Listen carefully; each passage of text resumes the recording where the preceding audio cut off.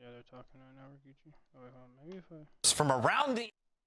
This is Burgers and Fries. Let's take a look at our first clip. It's the GOAT. Crib 6, 37 titles, 3 world championships, and an ace, Allie. Oh, yeah, and he still got it. You know what I'm saying? He's going around this up and hand on Skyline. Absolutely fry. He's on a Smurf, okay? I'd give him the fry session, but he's playing literal uncles, all right? Now we're on to go to Havoc. Oh, my God. Yo, is that the #1 CDL player? I mean... I guess a ranked player, I should say? Burger clip. That's crazy cool. Don't tell Me anyone. personally? This is Bruce in an Critter, is that you, man? Oh, my goodness. God. Yeah, that movement was kind of I nice. gotta know who was on the other side. You said this was 8? And that's a pistol. Who is it against? Expose them. Encourage. It looks like Encourage on the other team. Johnny, some cracked 18-year-olds. These guys are absolutely disgusting, and he's gunning them like that. Bruce still got it, even after hours. And, of course, the man who set the world record at 52 kills couldn't get enough after falling to Optic yesterday. Xnid took his skills to the Falcons respawn games. Man is lighting up the lobbies. You know what? My bad. You know what? These 8 lobbies are so funny because this guy just lost a series out of Texas, so now he's going to come in with a vengeance in some of these lobbies. I would hate to have to try and go ahead and play after them. Make sure you check out those community firefights. The Vegas Falcons hosting the respawn events, and I'm told Kason has another S&D 8s tournament coming up next week. All different opportunities for these guys to get the extra reps in, go ahead and grind and get better. And I love seeing Xnid putting in that extra push and trying to get better. Great stuff. Big shout out to FaZe and, of course, our friends at the Falcons. And shout out to the 2 hosts of our first 2 majors. Major 2 is officially announced. We are going to Texas, right back to the same arena we did for Champs.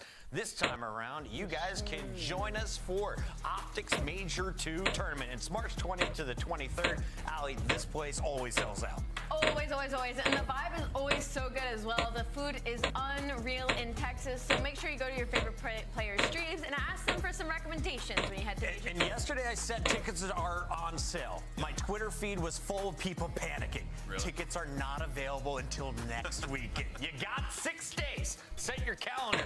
In the meantime, you should already be buying tickets to Major 1 because we are 2 weeks away from heading to Spain, Madrid, Toronto Ultras, first major of the 2025 season. Our first time going to Europe for the CDL. This is going to be a blast. Yeah, that's a good note there. I mean, we've had some Call of Duty events, abroad before, and they were always absolutely electric. I cannot wait to be in Madrid, first CDL event over there. And yo, can somebody in chat tell us why all the roofs are red?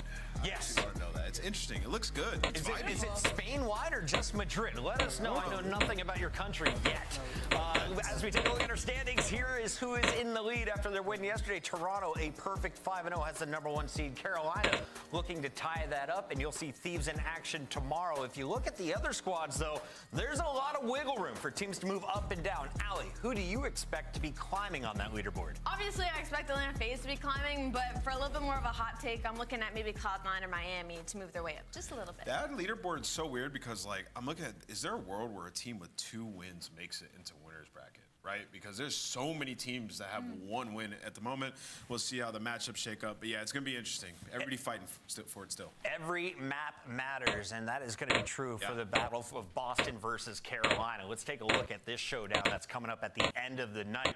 If you look at this Boston squad, they've played 5 matches. They've gone to 5 game 5s. Carolina, you're 4-1. Your only loss came at the minor. So let's talk about this showdown. What are you expecting to see from the boys wearing blue? Yeah, I mean, I think it's a good matchup up against Boston. Every single match Boston has went to game 5. For Carolina, they're very well-rounded. I mean, Search and Destroy and Control, they're 12-5 combined in those game modes, and then 7-6 in hardpoint. So they fare well enough there. A lot of fundamentals they do well, like hold efficiency. So everybody individually has been performing. The one thing I will say is Vivid in Search and Destroy, he has been underperforming thus far. Has it slowed them down? Not really, but in some of the tense moments, big clutch rounds like we saw versus FaZe, it could hold you back.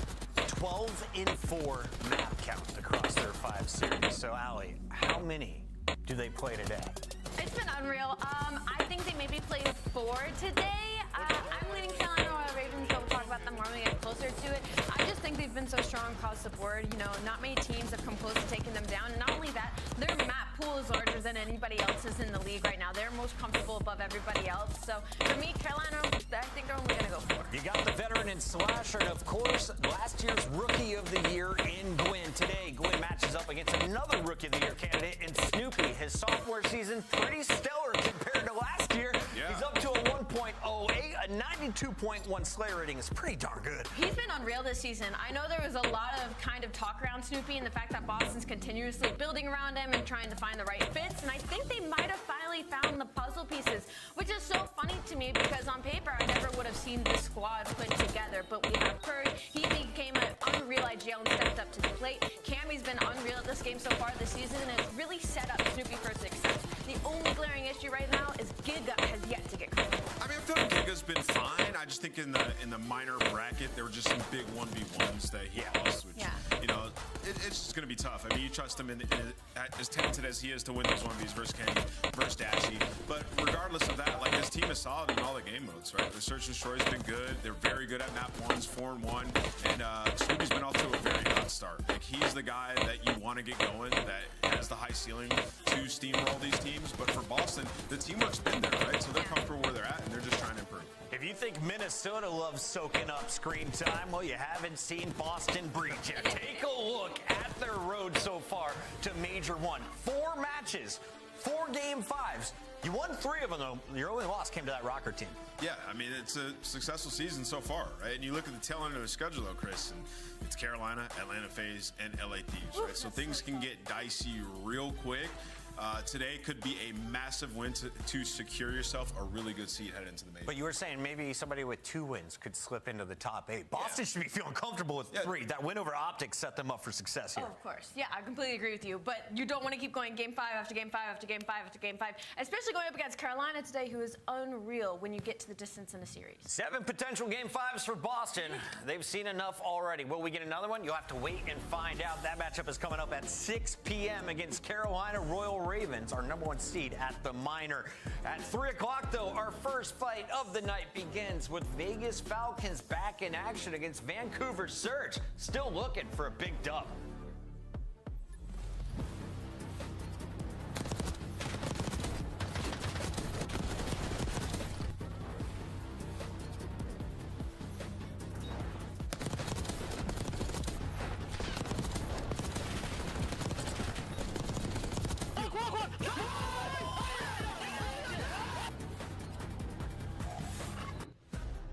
Upgrade your game with the SCUF, the official controller of the Call of Duty League. The Esports World Cup is an official partner of the Call of Duty League.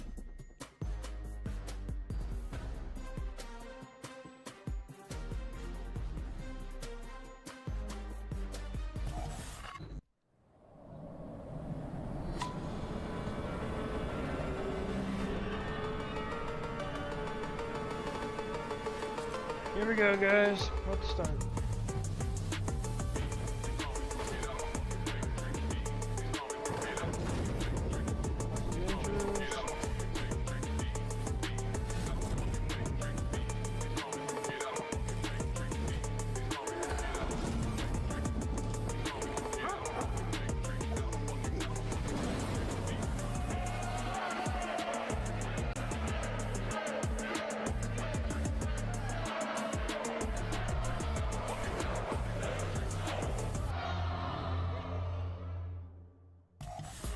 Welcome back. It is time for our first fight of the evening. Vegas Falcons looking for their first match win against a squad that is very beatable. Vancouver Surge have gone to a number of Game 5s. They've lost 3 of them. They lost a Game 4 to Optic and most recently got 3-0'd by Cloud9. So let's start here with our Vancouver squad. What's your expectation for the team wearing blue? Just hopefully that they're getting better. They're pretty average across all game modes right now, and their slaying hasn't been great. Specifically in the Search and Destroy, you expect a Booza and 04 to shine in those map 2s and 5s, but both of them are rocking up 0.7 right now, so it hasn't been great for the Vancouver Surge.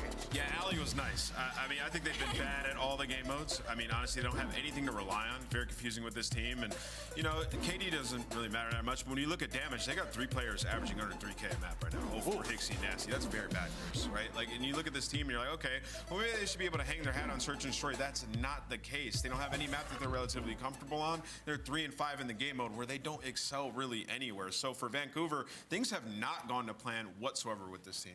Vancouver, the good news is you're actually the favorite in tonight's fight because you're playing against the squad at the bottom of the leaderboard. Vegas Falcons got a map win against Optic yesterday, though. They looked very excited in Search and Destroy and have played up to their competition in some hard points. What do you need to see from this four-man lineup if they're going to get their first match win tonight?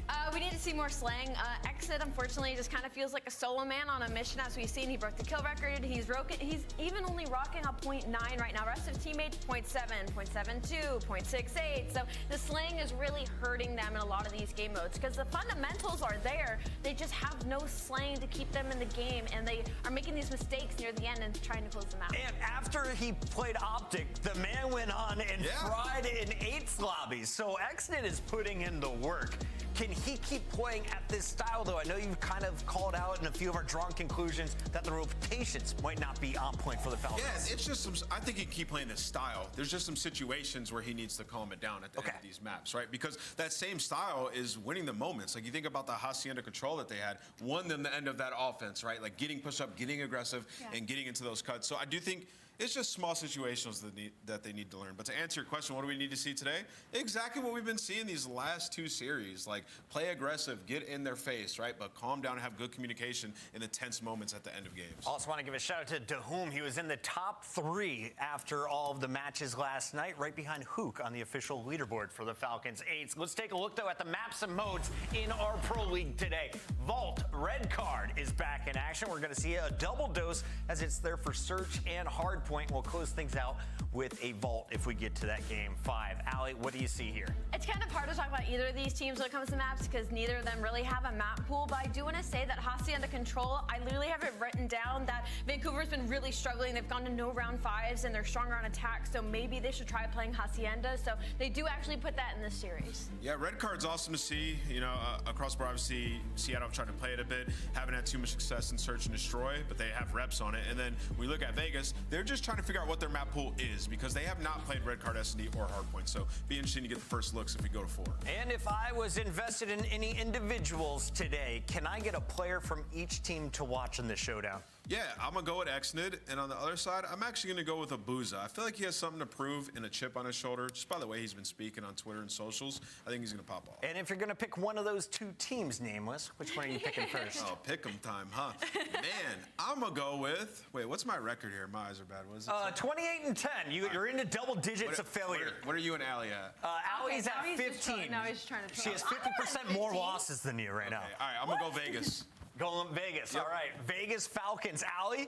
Honestly, that's a fair pick. Honestly, this is a safe pick. I'm going to go with Vancouver Search. I want to keep my lead, but I know Ant has a feeling, and when he has a feeling, Exton is going to keep trying. We're going Vegas Falcons. Let's go Vegas. Miles and Chance are the fans right on this one. Is Vancouver the favorite to take it all? Fans haven't been great. What, 19 and 8? Not ideal, but let's find out, boys and girls. Anything could happen today, and it probably will actually, Chance. I mean, I like it when Nameless has got pickles tickled. I'm always down to find out why, and we can all watch together as a large group of friends here on the internet. This should be a very interesting series, a sort of test for both our squads. Yeah, going to be a fun one indeed. And it's also, like, for me, a story of 2 different teams with 2 very different vibes. I've seen Vancouver in the cams in some of these losses, and they always just look a little dead inside. Meanwhile, Vegas might be winless in the league, but these guys are dripping with passion. They're making me nostalgic, man. It's like old school Call of Duty. Fresh team comes in, playing the top dogs, and yeah, they're getting beat down, but you just get to watch them improve over time. I know the hard point, still 0 for 9, but Vault is certainly one of the maps where these guys have been fighting, making some improvements, and frankly, even against Optic, they were putting themselves in good situations, not quite able to execute off the back of it. And well, if you've paid attention to the year, Optic's certainly a stronger team than Vancouver has been. So I think the opportunity is here to do some damage. I don't know if I'm going to side with Nameless entirely, but he's been on point this year. Has indeed. Well, another sort of, I'm going out on a limb here. Vancouver Surge have turned the lights on in their player facility. They have mostly been in the dark. Is this it? Is this their rise? Their ascension? But they got to go up against the Falcons first and foremost. And this is a nice string of kills from both sides of the board here. Big wins there from Surge off the rip. They're going to have the opening time. The Whom, though. Oh, dear. He's going to capitalize on that team kill from Abuza. Takes care of Nasty. Open hard points for now. Watching the lads find their kills all over the place. But it's a lot of green as Vegas get themselves in.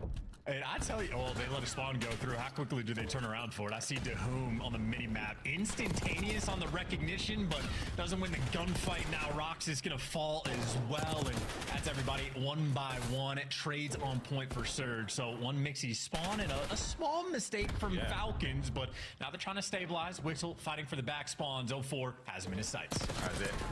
Can't get the kill, though. Wixel's got that backside of the map set. So after the parallel spawns finish, eyes forward, folks. First hard point, not fantastic for either team. A slight lead for Vancouver, and here comes the attack towards Nu. Nobody in the time just yet, as Nasty managed to pick Rox out of that time. Here comes Abuza, the front line, through pool. It's a great hit. It's nearly perfect. Wixel, no, he can't get it. That's Vancouver with a break. That's bully ball as well, and that's another situation for Falcons where they are in a pretty good spot, have everybody on the rotation set up ready to go, but it just collapses so quickly. So Surge there for the breakdown, and now here for the run it up. DeHoom, though, he's got the teammate support, so he's able to make it to time, and they just clean house, so nobody able to hold a spawn. Both teams struggling with good spots. Yeah, towards the backside of the hard point, though, DeHoom has got his work cut out for him. He's got so many angles to watch alone, and not an ideal hold there from the Vegas Falcons. Kudos on the break, not able to get their arms around it. But either way, rotation's already done, and that is where number 7, Nasty, long line of sight over P3, wide out in the open. We go to that hard point in 5 seconds.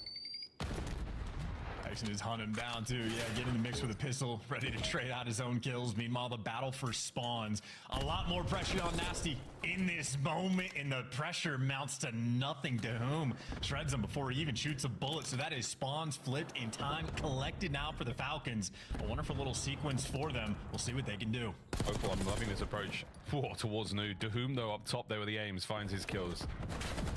Mid-map, Hixie. Cleaned up, Exnid. No time just yet, though we're in, but no trophies. There we go. Roxas finally gets his down. A couple of kills are working out for him. Doesn't stop the bullets, and Roxas and Wixel find their kills on the outside. That should be some time, if not for Nasty. Shenanigans through the middle of the map. Surge, you cannot keep him down. They're still fighting.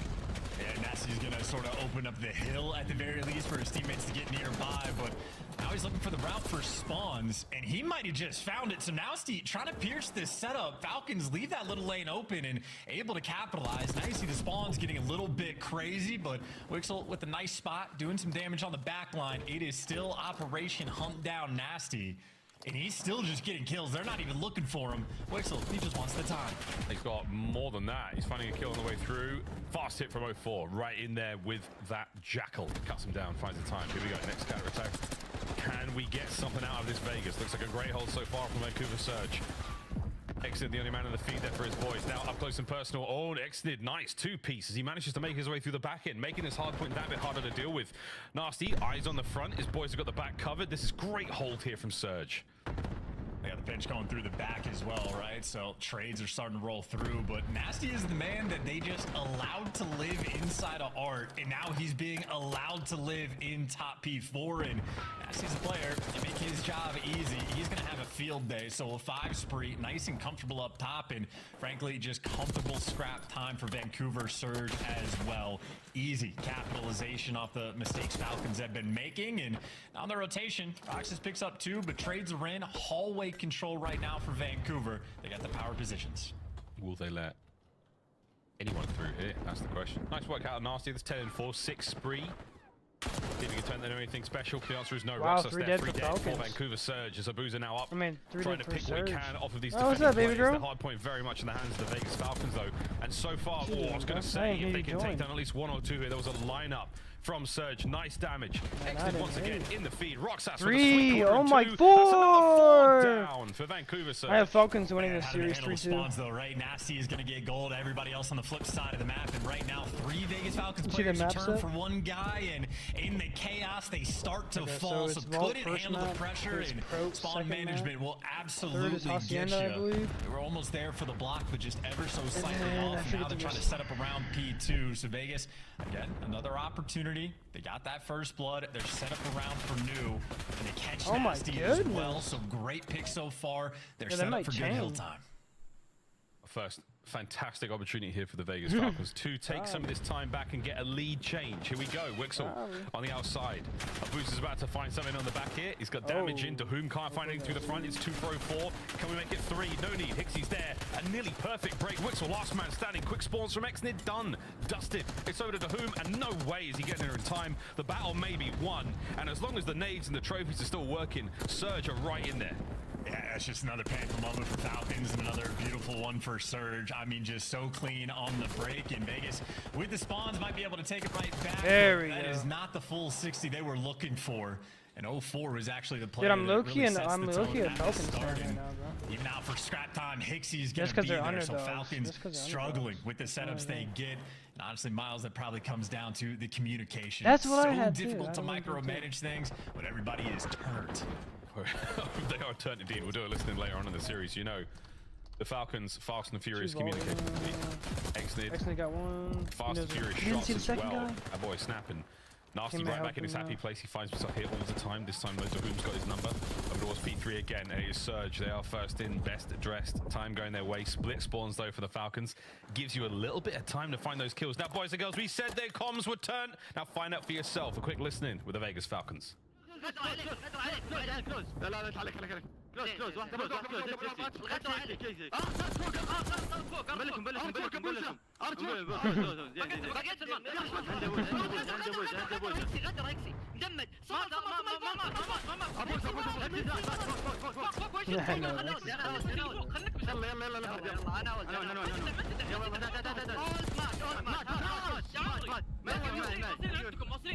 I'll play with Hybrid now.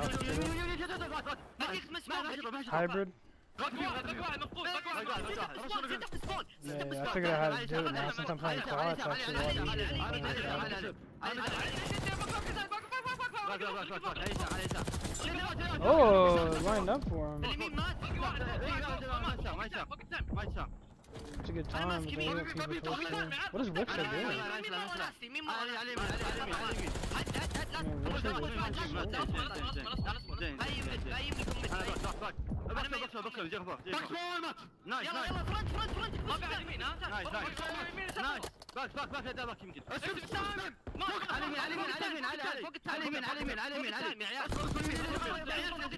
He's on a 10. Why didn't he reload? Oh, he's out of ammo.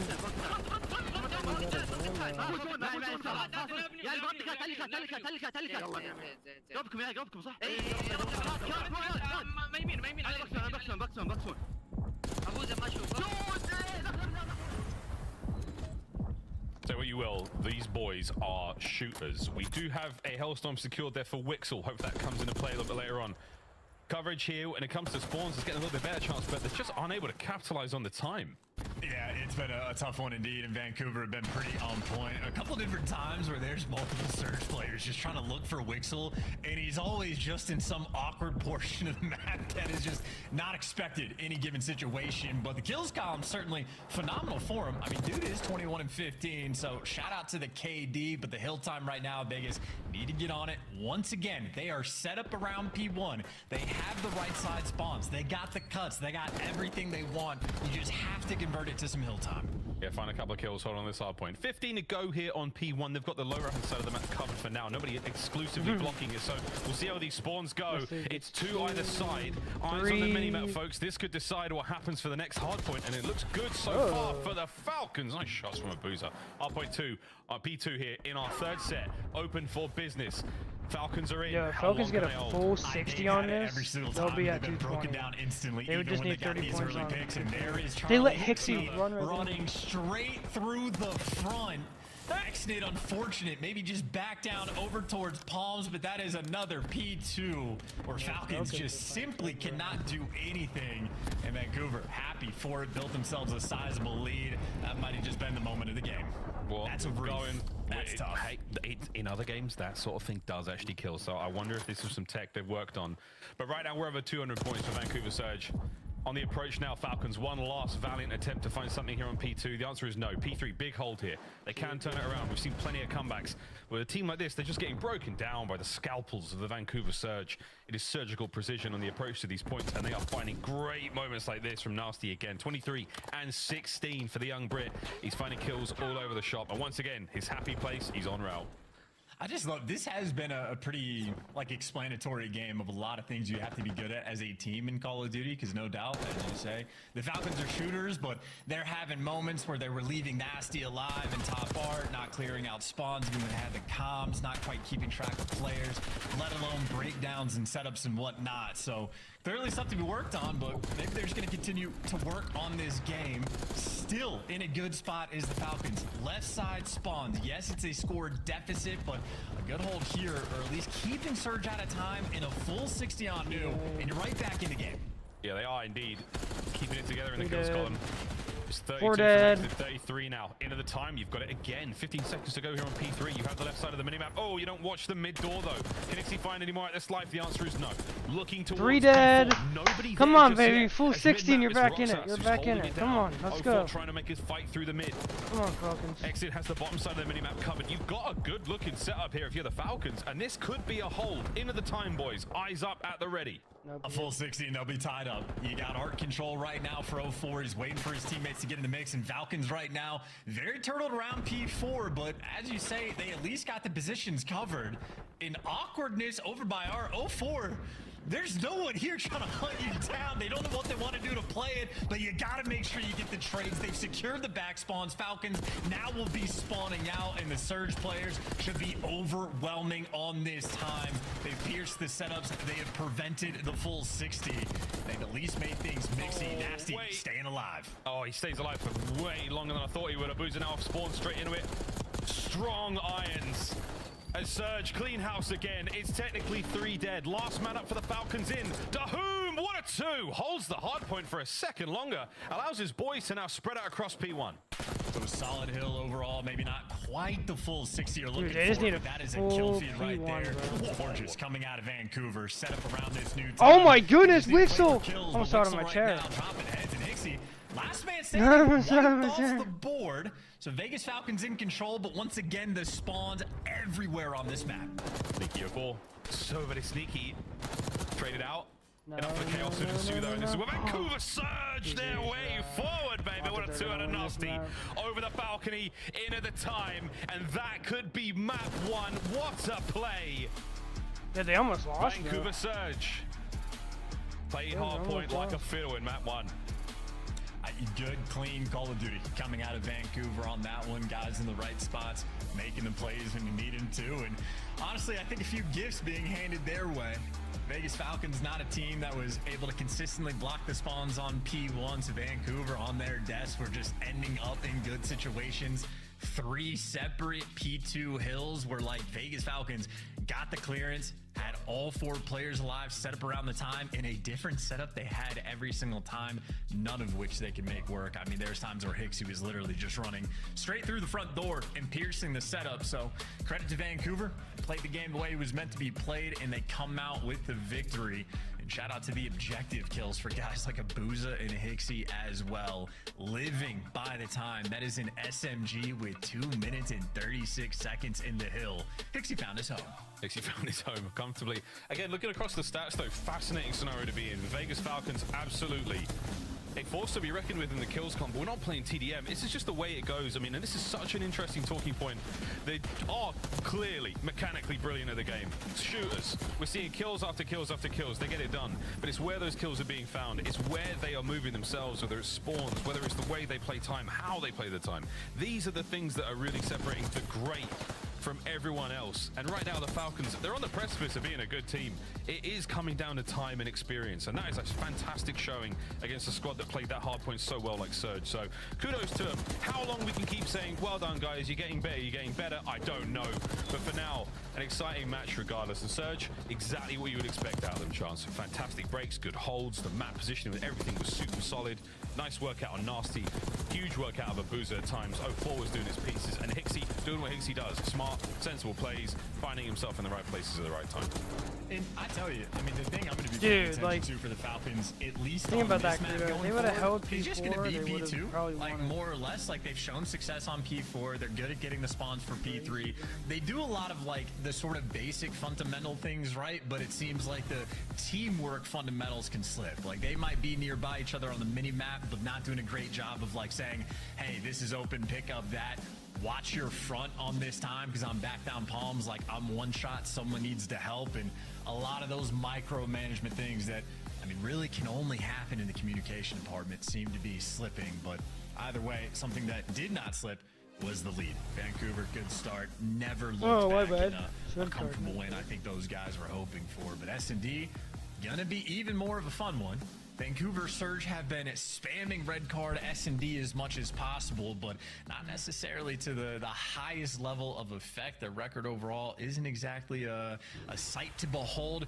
And this is a team in my mind that needs to be good at S&D. Abuza and 04 currently struggling, and last year they were stars. They were superstars last year. This year, red card, though, you're right, it's been a bit hit and miss. I've stolen a few strats we've seen from these guys. I think the biggest takeaway for me, I basically banged this drum to no end. Vancouver Surge prioritize the defense of the B site. They might commit their chips early onto A, but whatever happens, you're always going to find Hixie over by B, because B is so tricky to retake.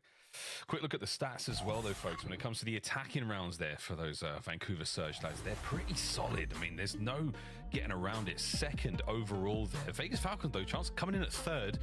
As far as the attacking rounds go, this could be a very productive map for both teams. And keep in mind for the stats, it's always like a map-dependent thing as well. So, you know, Vegas Falcons have played a little bit of vault, favored on offense. Like, you're going to be able to get that bomb down, but I think especially because of how often Vancouver have played red card, they're happy to see the map again. They have the repetitions on it. You know what type of force they're going to be bringing to the table. And I know something for me for Vancouver, like watching 04 on the defensive end on red card, just flanking through B every single time. I mean, teams and players started picking it up on it very quickly and sort of nullify that type of aggression. So don't know if they're going to dig into the bag of tricks, try to flex some new strats and see what they can pan out, because, well, especially for Surge, on the attack, they've been phenomenal. On the defensive end, have not been able to lock things down, and it's because some of their strats have been a little bit stagnant. Of course, it doesn't help when the opening duels are in the dumps as well. Yeah, look, when those first bloods can make a huge difference for a lot of players, a lot of teams. Not always, though. Dahum Ashua, folks, we'll say it time and time again. He's been great in the KD department, and over the last few days, superb. Here we go, though, with a nice big hit through the middle of the map there for the Vancouver Surge boys. They will be attacking first, and for the team that's this high up in the standings, let's see what they got. Oh, they're flying. I mean, this is going to be Dahum versus the world. He doesn't have too much help just yet, but he's calling out for the pressure. Wixel is there, but a touch too late. Surge have all of, like, the sort of lower kitchen presence, and Wixel wants to be sneaky. He's way sneaky. Doesn't have a frag to work with here. Waiting for the boys. I bet he wishes he had a Jackal as well in the situation, and he's certainly playing this one quietly. Thank God that glass doesn't make any noise. Do it. Hop it. Do it. All right, we're in. Wixel finds his first. Trades are on. Exit now through the back door, and it's absolute pandemonium on the site. Hixie, can he stay alive for a second longer? No, he cannot. It's a 1v1. Nasty backs up, as does Exnid. 30 seconds. And actually, it sort of jukes the kill cam a little bit, so Nasty's playing passive because he's got to be worried about the ticket wrap as well. Oh, but now he has to have seen him there. Wait, the low wrap. I don't hate this. Timing. And they're gunny. Oh, Exnid with a pistol and just enough time to get the defuse. What a great round. Takes it to him as well. Nasty puts himself in towards Ticket. Dude, I think he probably Exnid had the can left side of the shoot. screen to sort of pay attention to the left bush, but Exnid just runs at him. And Nasty not able to ice up at all. I mean, that was first blood and bomb down for Vancouver Surge in a matter of 10-15 seconds, and they get broken down. Shout out to the Falcons on the retakes. They have had a ton of those this week already. That was real nice. Yeah, nice sneaky start there. Wixel being able to belly crawl his way into the site and place himself in such a sweet corner, able to get at least one onto 04 there. It does give you a nice advantage. Well, the attacking rounds, here we go. Other side of the board, a team only 1 place behind Vancouver Surge when it comes to the O. Here we go into B once again, and that seems to be the flavor. Nasty's here over by the B bomb site this time round. Heard enough, seen enough. The shatter of glass tells you the play's on. Here we go. Well, Falcons were able to retake this site a man down. We'll see what Surge can do with all 4. Nades connect, but only for damage. Everybody stays alive. Yeah, Exnick took a big hit there. Nice wins there from Roxas. Oh, Dahoom finds his also. Wonder if Exnick can stay alive. He should be on for streaks as well with the 3 kills he picked up. He's not too far away from the RC. Here we go. Looking for a freebie. Surge in on the site. Abu's the last man left alive, and that is another clean round from the Falcons. Yes, indeed. Falcons retake the site 3v4, turn into a 1v1. Exit picks out 3. Phenomenal first round. And then we had the very similar situation, except Surge were in an even better spot on defense because all 4 players alive. Not a single trade, not a single nade kill. A perfect round from the Falcons, outplaying some tenured S&D players as well, but still very early on. I mean, 2 rounds with those 2 nice looks. A lot of love towards the B-bomb site. I'm coming here talking about how hard it is to retake, and it is.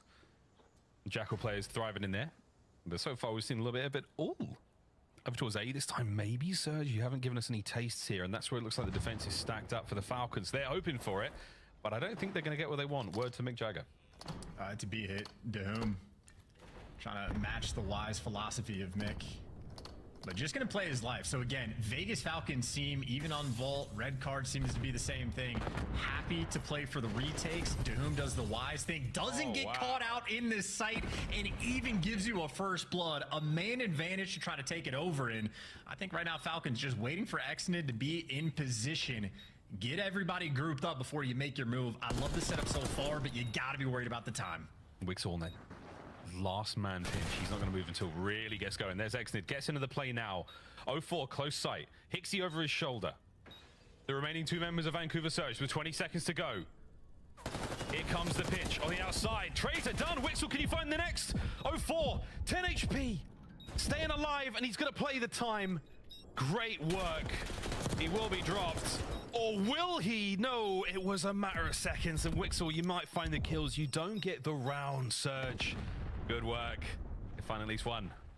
Hey, the number of nail biters they had against Optic on Vault yesterday, I'm just thinking in my head, these guys play way too slow. This isn't going to work. And then they just made it work every single time. But that's another one for me, for my COD instincts, where you just take so much time to get everybody in position.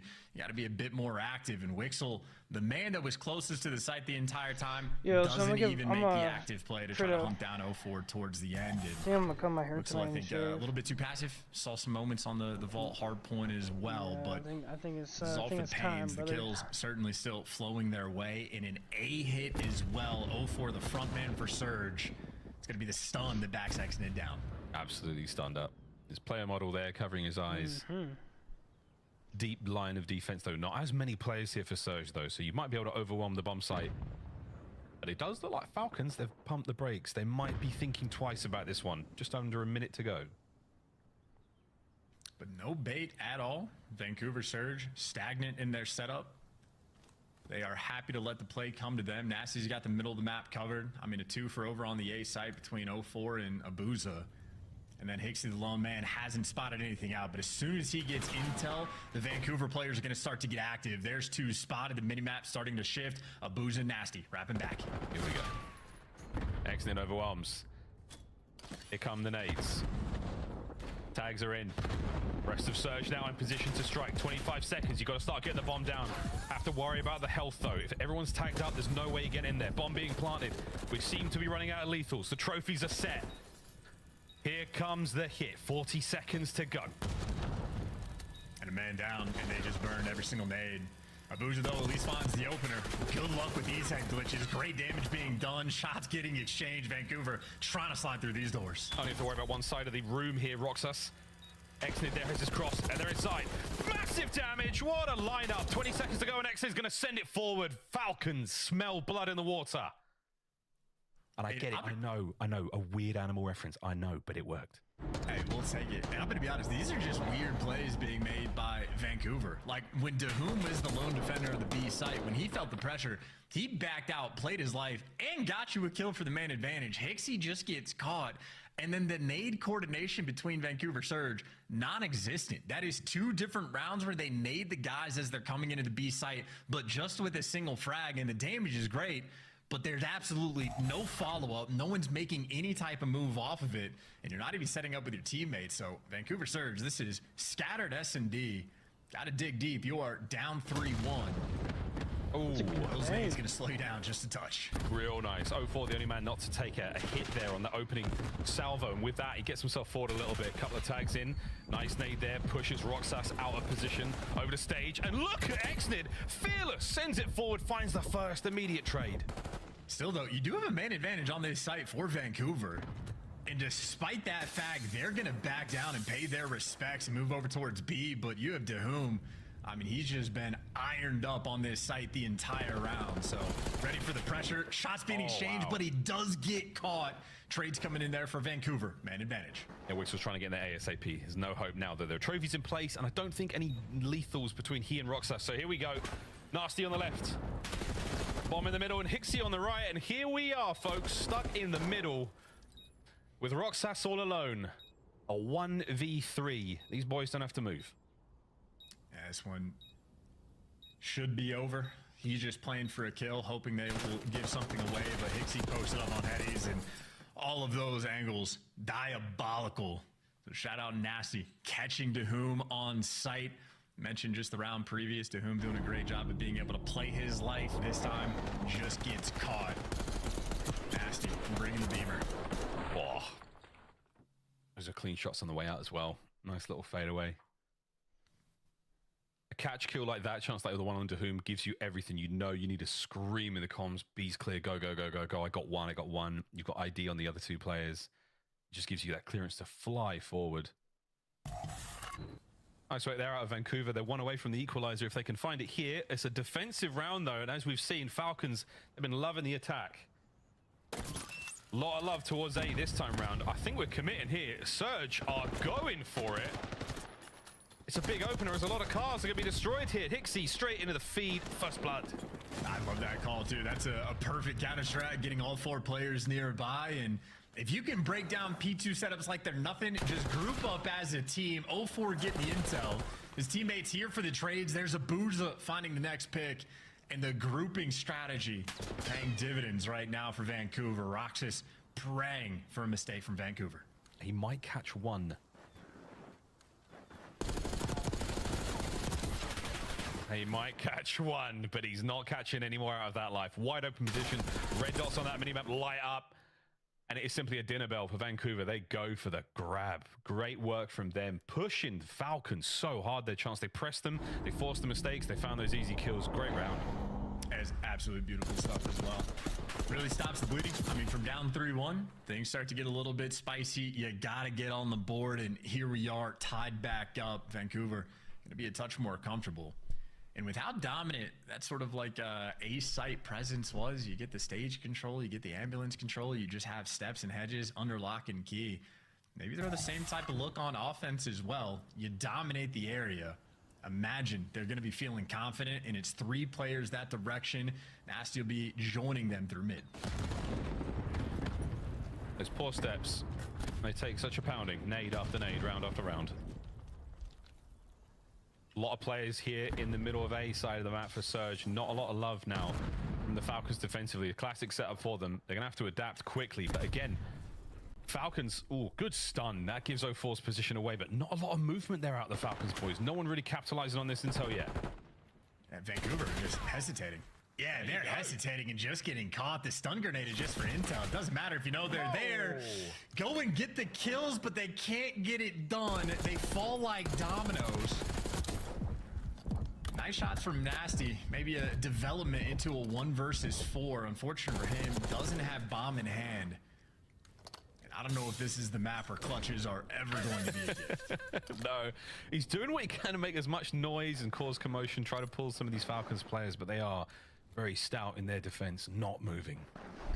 bulwarks now over by the bomb. They know that they've got the bomb down over by the site. So, Nasty, this is a great spot to be in. Normally, he's not going to see too much from up here.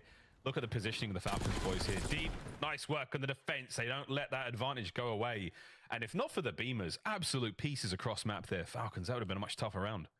And, you know, I was really just hoping Vancouver Surge would try and run him over on the site. It's obviously much easier said than done, but to whom has just been so posted over towards B, you know you're going to have the numbers on this site and just try to work for trades. And instead, everybody just falls one by one. No real coordination coming out of Vancouver there. So the gunning for Falcons, a little bit too hot to handle. And now their opportunity back on the attacking rounds. They have made B their own. But at least at the start of the round, they're going to be showing an A look as well, trying to make some noise. And maybe the perfect call, because Vancouver, that's a B stack if I've ever seen one. I've seen them. And that's what it looks like, folks. Can confirm. Yeah, we're going for a noise here. Actually, might have seen intel on the way through there. You've seen a Boozer now. Can you kill a Boozer? Now, so not just yet, but Exnid is going for it. This man, when he gets you in his sights, he sends it. It's either you or him. There is nothing else. That bomb should be planted now, and you've got a little bit of space to work with. Dahum finding another sweet one at great range. 04 on the flank, looking to get himself more than one this round. There you go. Doubles his kills. Can he get the defuse as well? Yeah, going to be grouped up with Ixie as well. Problem is, for a site like this, you don't have a ton of time to work with, so they're grouped up together. But you don't want to trade these kills out. You need to win the initial ones, and Wixel might be in the spot just to break them down.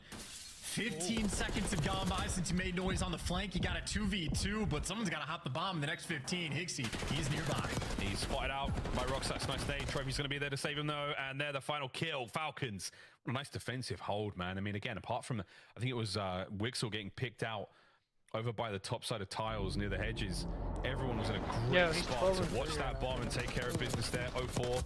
Able to get the trade, immediately take it care of. 12 and 3 out of Exton. I know the fans wanted another masterclass from the young man. You are getting it, especially in Search. Yeah, he's just running. He just needs help. I mean, the start of the round, you get the intel on Abuza, like over back towards goalie or net, whatever your comm is going to be, and he just sprints at him. No one for Vancouver was quick enough to help him out at all. And poor Abuza just left by himself with a Jackal player hunting. But the assassination's complete. The Falcons a round away from tying up this series, and frankly, they've just been playing better Call of Duty, at least in S&D. Doom for the first blood. Excellent has had 3 first bloods so far. And look at this. What are you going to do, guys? What are you going to do? There's an RC car with a bomb strapped to it right on the inside of the B bomb site. If you go near that bomb, he's able to hop that wall. I wonder how good he is at driving that thing. We're going to find out real quick. Oh, hello, 04. Vroom, vroom, rev the engine. Put the fear of God in him. Wixel. Oh, 04. He gets through and he gets a couple of kills. Here it comes. 04 catches it out in the air. Puts Roxas now in a 1v2. What an awkward round. Yeah, I mean, no, not a clue what the comms there were for Vegas, but not the best I've ever seen. Roxas for the 1v2. Unfortunate for him, it's looking like it's going to be a B plant, and retaken with an AR is not an easy thing at all. And against 2 sophomore players for Surge. So maybe not a long time duo, but certainly have had a year worth of opportunities to work on their chemistry. Should be good to lock this one down. Yeah, this is surely Vancouver Surge's round, if not for a couple of beams out of Roxas. 30 seconds to make a long journey through the stands towards the bomb site. 04 in a sweet position here. Abuza playing the close door. This is an ugly off angle.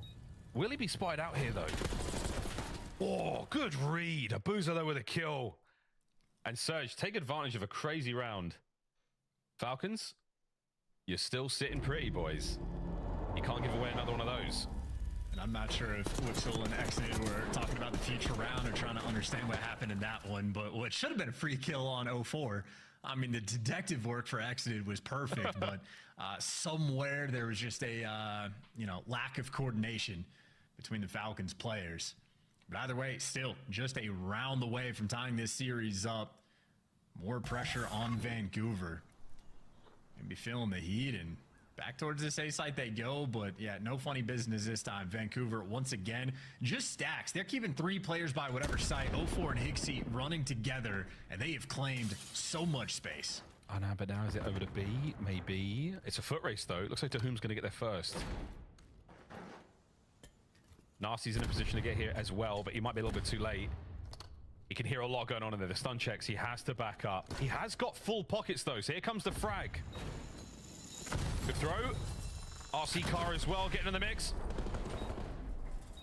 It's all being thrown, boys and girls. The kitchen sink, you name it, all going on towards the bomb site. Nades on the outside now, the volley. 30 seconds, Wixel strikes first. And here we go, Surge. You gotta do something, lads. Hixie trying to go to the inside. He does. He manages to break the perimeter. Nasty finds his. Hixie, whoa, from the hip. Tahum still swinging. As Hixie now finds himself in a nearly unwinnable situation. Falcons peck him to death. And we tie the series up 1-1. 1-1. That'll do it. And we talk map 1, maybe a lot of fundamental mistakes being made, but in the S&D, they just straight up outplayed them.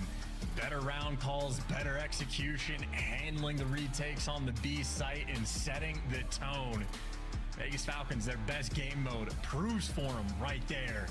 Tie the series up and take down some, what we think are fantastic S&D players, but not a lot of life being shown out of Surge so far in that game mode this year.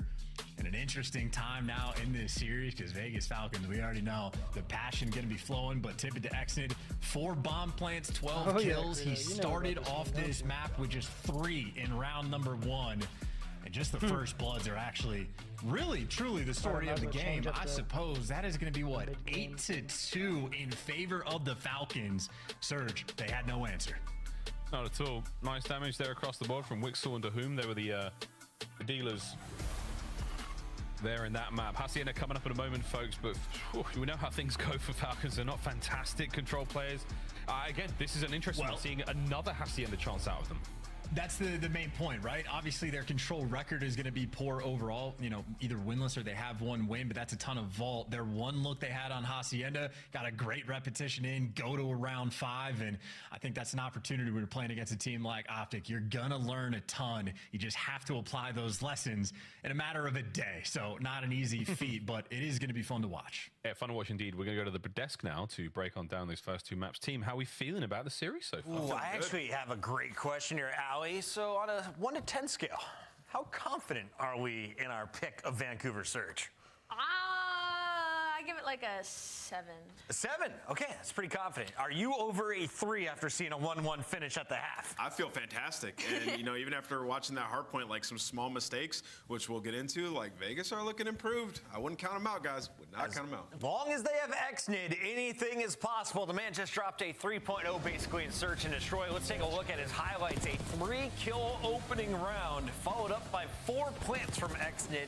The man was doing everything. He was doing literally absolutely everything. And what's crazy about this is when you load into this, like they just played their game extremely well. Falcons were already a top 2 attack team, and the reason being is because they are the #1 team when it comes to getting the bomb down and winning the round. And that's what they focused versus the Vancouver Surge, is planting. Exodus had 4 alone. This team is nasty. And in the green room, we were kind of talking about the maps and how this may be something we could see from Vegas again in the future. Why does Red Car play to their favor? Yeah, I mean, just like situation, you go over towards B-bomb, like you can just get it down and just play mixy, right? Play trades. A lot of places you can give yourself good positioning, right, to make it frustrating, and they were doing a very good job of it. But I mean, even when they went A, right, like still, like Ali said, just getting that bomb down and just taking your time. Something that I feel like it was like an epiphany in the Optic match. Like we don't need to do too much after we play. Let them come to us, and then we just kind of erupt and play trades from there. So yeah, they just have been looking good in Search the last 2 series. They played it extremely well, and I'm expecting to see Falcons winning more and more S&Ds as the season goes on, because they clearly did their homework. Because Vancouver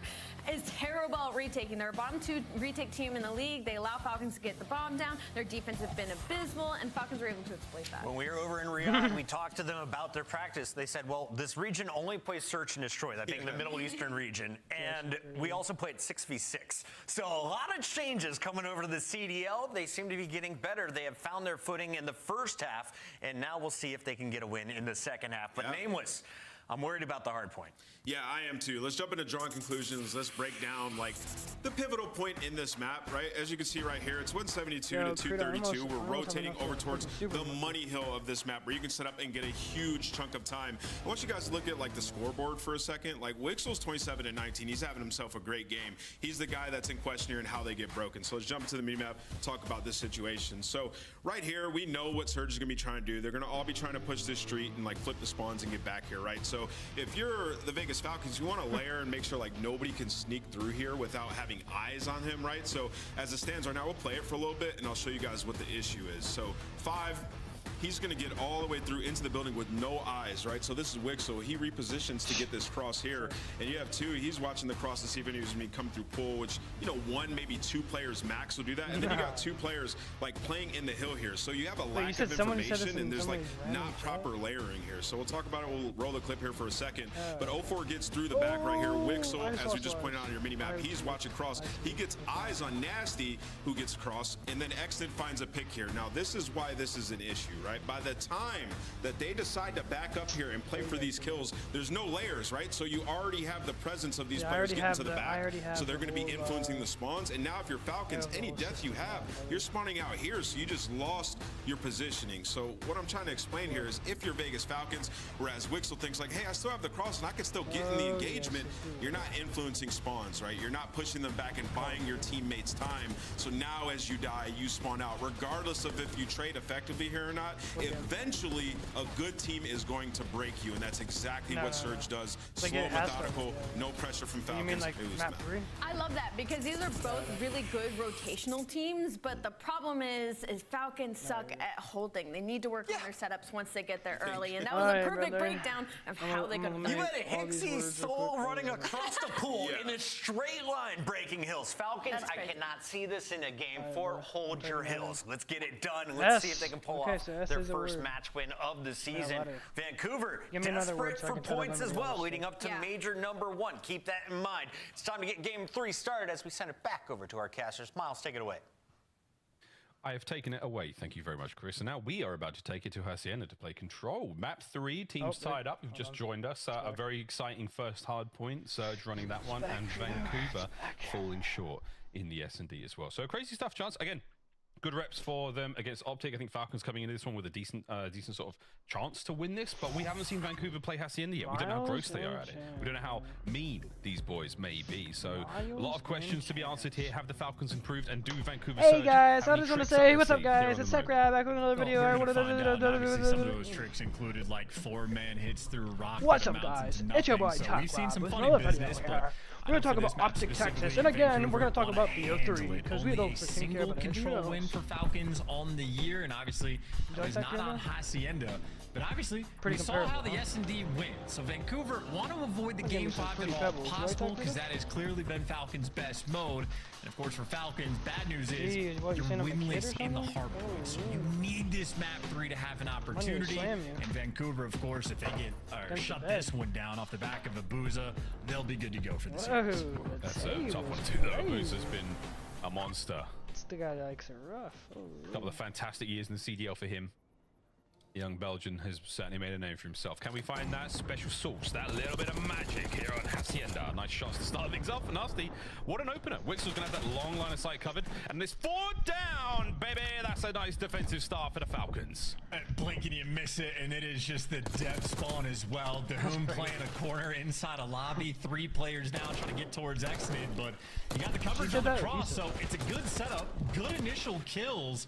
And Dahum gets taken down, but hopefully the Falcons players are in position, and they're actually not as far up on the map as I think I would have liked after you get a clean 4-man wipe, but still plenty of pressure. And Exnid, well, fortunate for him, does get dealt with. This B zone is now open. And guys like Roxas just a little struggling to actually get in the mix. There's pressure on B, and he's only just now taking a second gunfight. He's at least cutting off the reinforcements. That's a big one from Abuza. Those 2 kills were tremendous. You go 4 in a position. And Abuza 3 now in a row, and this is starting to get mixy. Roxas Gets into the mix and immediately taken out of it. Can we get the first segment cleaned up? Yeah, we can. 0-4. Keeps his feet in the zone for long enough. Big pinch there from Hixie. Now off the spawn. Straight into the fight. And the dive keeps him alive for that bit longer. Nasty there on the pickup. And Surge like an absolute maelstrom. Right now on Hacienda. Finding it all. That did not go so well. And anytime you get 4-man wiped at this level, that can often mean devastation. But Surge, they bounce back incredibly quickly. 2 ticks on the zone already through, and the kills flowing their direction. Wixel able to drop 2, but here's the trades. Easy read from Hixie, but loses the gunfight. And now Booza needs to be the guy that slows this pace down. 28 seconds on the game clock. If you're Vancouver, you have to force over towards B. Yeah, time to get something going, fellas. 20 seconds. Someone's got to get a kill or 2 dive in the zone. A deep defense here from the Falcons, though. So you're able to make something happen, but bad news. Exney's on a wicked flank. Loses the fight, gets 60. Not a problem. 3 dead. Stack it, boys. And go spawn kill as well. Spawn kill immediately. Booz is going to be able to cut off how many of these players over towards Boat? Well, 1 lining up for 04, and he's just going to get out immediately. Let Nasty pick up this section of the map, and they got him in their sights. They don't actually get the kills. But you see in the feed, at least, Booz is chopping off the reinforcements. So as poor as this game might have started, Surge do have a life lead, and now a minute to work with. Ooh, nice job there, Byron Subbridge. 3 in a row here for Abuza. Capture on A is slow, is steady. As steady as she goes, Captain. We'll get there in the end. There's 04 on a run, trying to find anyone. Finds 2, doesn't fire his gun, he just gets dropped. I'm not sure if he saw the players from behind though, so the pinch is on here for the Falcons.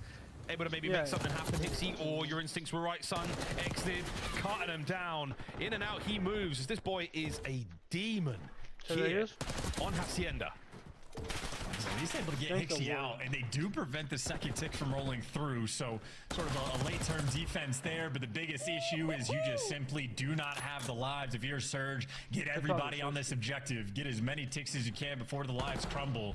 But that's 2 gone. Exion's gonna fall, and there you go. They get it done on the objective.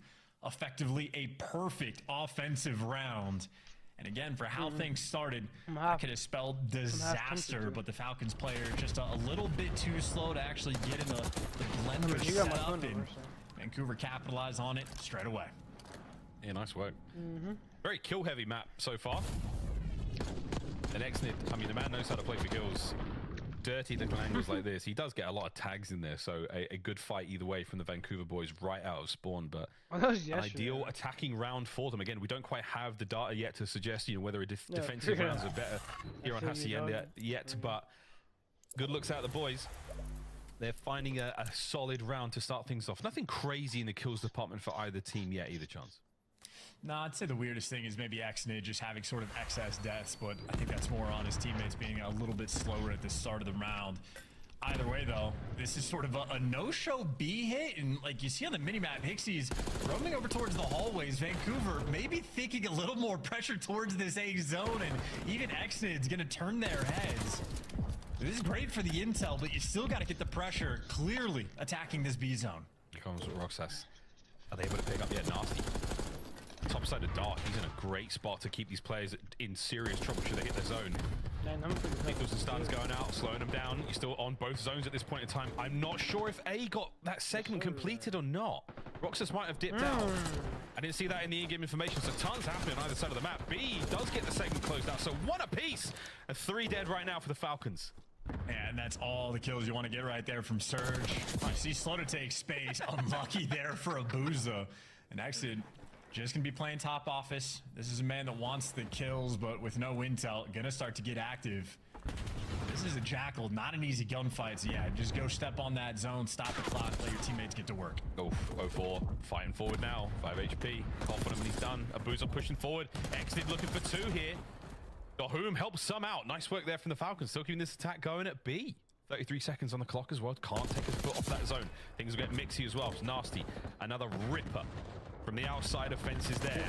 2 dead at the moment for the Falcons. Exley keeps them fighting fit on the inside of Tin. Oh, nice work again from Wixel. You've got the kills, lads. Over the top. Nasty doesn't fall for these parlor tricks. Back on the zone we go. And it is a do-si-do here by B. I was about to say, my instinct would be to hit that straight away just for the fun factor. So he delivers. And Surge have been pretty on point on the whole. They're down on lives, but not a ton of progress made on either side. So Surge just need to make sure you keep up the pressure. And you can throw away some extra lives as long as you keep them away from the time. 18 seconds left in this round, and the Falcons players are scattered across the mini-map. You need the objective. 10 seconds to go. Okay, kill from Dahum. Nasty. Sweet spot to be in. He is having a map so far, folks. 15 and 7. Final few.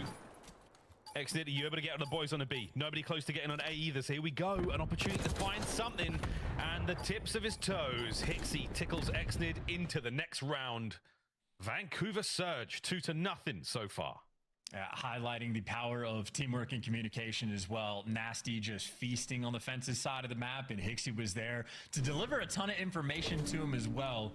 We didn't see a lot from his perspective, but if you're looking at the minimap, Hixie was very involved over towards lobby, manipulating spawns, and when a player's doing all that on the map, you gotta make sure your comms are on point, but that's how Nasty knows when to turn to watch his own back, knows when he's comfortable to attack this B site, and they effectively just had constant like flank sort of pressure available to them. And if you're funneling those spawns through the Lambo side of the map, it is a hike and a half across the map to really get to either zone.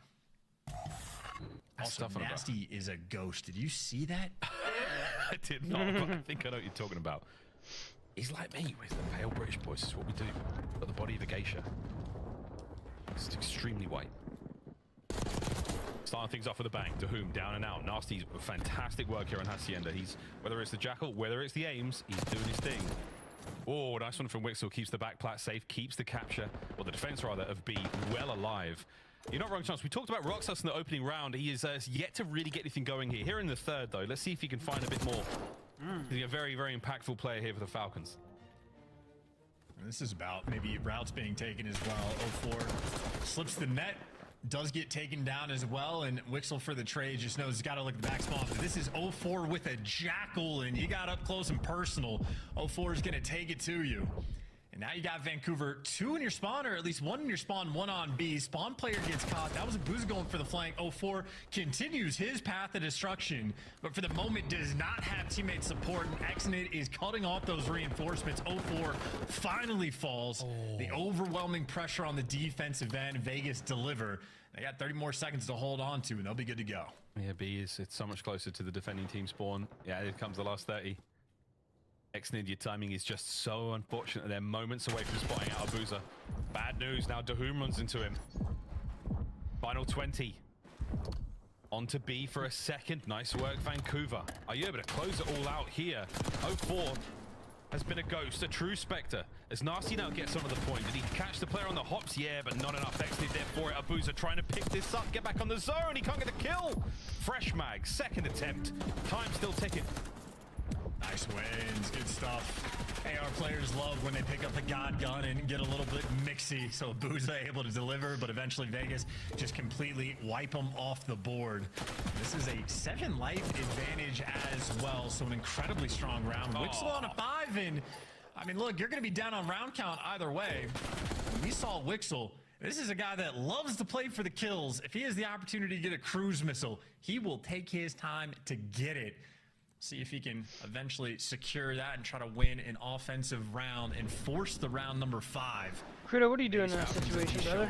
Just a little bit of life. Yeah, that was a really nice moment from Abuza towards the end there. He bought as much time as humanly possible to allow his teammates off spawn to make their way through P2 over towards A.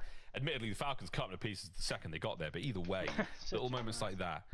We talked about how long it takes to get from spawn to the objectives here on Hacienda. It's a major consideration.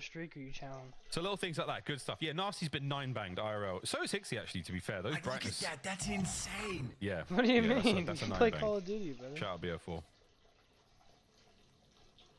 The lights are I'm going just off asking your opinion, Credo. They've changed this up. It's time to get serious. Vancouver turn the lights down. They set the mood as Abuza finds 3 in the feed. Go on, mate. There's another one here for you. Wixel, though.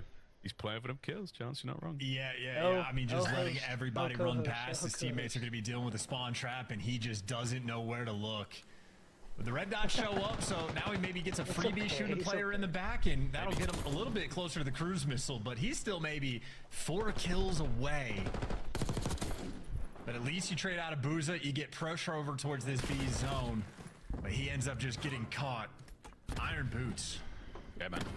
It's been a while since we've seen that. It's a sort of a trend that has changed a little bit in the COD world. Every alliance there on the streaks. Not a bad thing on this map whatsoever. Of course, both of the zones very, very wide open. Elston Missile here in BO6. A real doozy. Final 30 seconds here. And Vancouver Surge have locked down Hacienda fantastically. 2 in the feed, though. Nasty looking to try to stem this one. Don't let this play happen. 0-4. Can't go any bigger. Wixel with a pistol. Is now on a B, finally. Say that 5 times fast. You just have no time, by the way, as well, right? Like, you have 18 lives, which is plenty, but 10 seconds left on the game clock. No one's stepping foot on A either. You're not even briefly pausing it. You're forcing over towards B, and I mean, Hicksy's just waiting for his boys. He's got 2 flanks rolling through. Falcons are gonna have to win every single ISO gunfight, and they do. Abuza, last man standing, 8 seconds left, but this B zone might just fall. He can't do anything about it. He simply cannot. He can find 1 kill if he wants, but it's done. The B zone, adios, amigos. Now, A zone. Nasty quick reposition. Eyes towards A. A little bit harder to defend. There's so many ways in. Hixie and Nasty kind of looks. And look at this map. Everyone's having a one-on-one. Falcons winning them. Nutty moment. And by the way, Doom is standing in their spawn. So right now, Vancouver players are going to spawn up, and yeah, Ness is going to have to ride back to help out. Doom is causing all sorts of problems, and finally they get rid of them, and Hixie and Abuza win their ones as well. So while their spawn kills on one side of the map, Abuza is responsible for spawn kills on the other. So him and Hixie again oscillating that direction. Exited just gets red. And Falcons, they have made it through their spawn, but now 20 seconds left. It is a desperation attempt towards this A zone. It's going to be a weird looking heat map. That's all I know in this game. Dahum versus Nasty. 10 seconds to go. We are in. Is this going to force some movement? No, it's a strong defense. Abuza slows things right down. Anyone able to get on the zone? Someone get on the A zone, please. You have to stop the clock. Guys. I haven't seen it happen. Falcons not able to close it out. Control still eludes them. Vancouver Surge. 3-1 the final score there on Control. The boys are still figuring it out. Vancouver, not bad, man, whatsoever when it came to those, attacking rounds. Defensively pretty solid as well. They find their routes. They find those little awkward timings that certainly work out for them. But hey, there we go. The lead taken by Vancouver Surge here in our first series of the day. Miles, look, we play ranked all the time. You know how stressed out I get when players move too slow in situations. They just, I mean, they're ironed up. Someone was L-triggered with an AR bottom secret waiting for someone to slide down the steps. I looked at the minimap. There was nobody there. They don't want to stop the clock, but obviously a tough situation either way. You never want time to be ticking when you have to capture the A zone. So a difficult one indeed. And Vancouver continue to capitalize, at least in the respawn game modes against Falcons, which obviously, Miles, they'll be looking for the follow-up in map number 4. Falcons now 0-10 in hardpoint. Great gunnies the whole way through. Abuza, he had himself a time. Yeah, Abuza had a great time. Just so you guys know, I've muted Chance so we can't hear this, but yeah, you guys have ever come across us at Rank Play. We tend to play together. We play on my stream. You've heard it. Chance is an angry, angry man, guys. Don't upset him, Rank Play teammates. He's a sensitive boy. He means well, but the hate flows through him when you let him down in ranked. Welcome back, Chance. Microphone activated. Hey, what's up, man? Oh, yeah, are you okay? That was weird. Yeah, fantastic. I just had a little bit of a lag out there. I don't know, something going on with my audio. I'll fix that afterwards. But yeah, ready to get into this next hard point. Again, Vegas Falcons. The record has not been good. They just seem to be struggling with hard point. If they really wanted a chance in this series, they had to force that game 5. Surge. Questions now. Can you just close this out happily, get your 10 points, and get on with your weekend?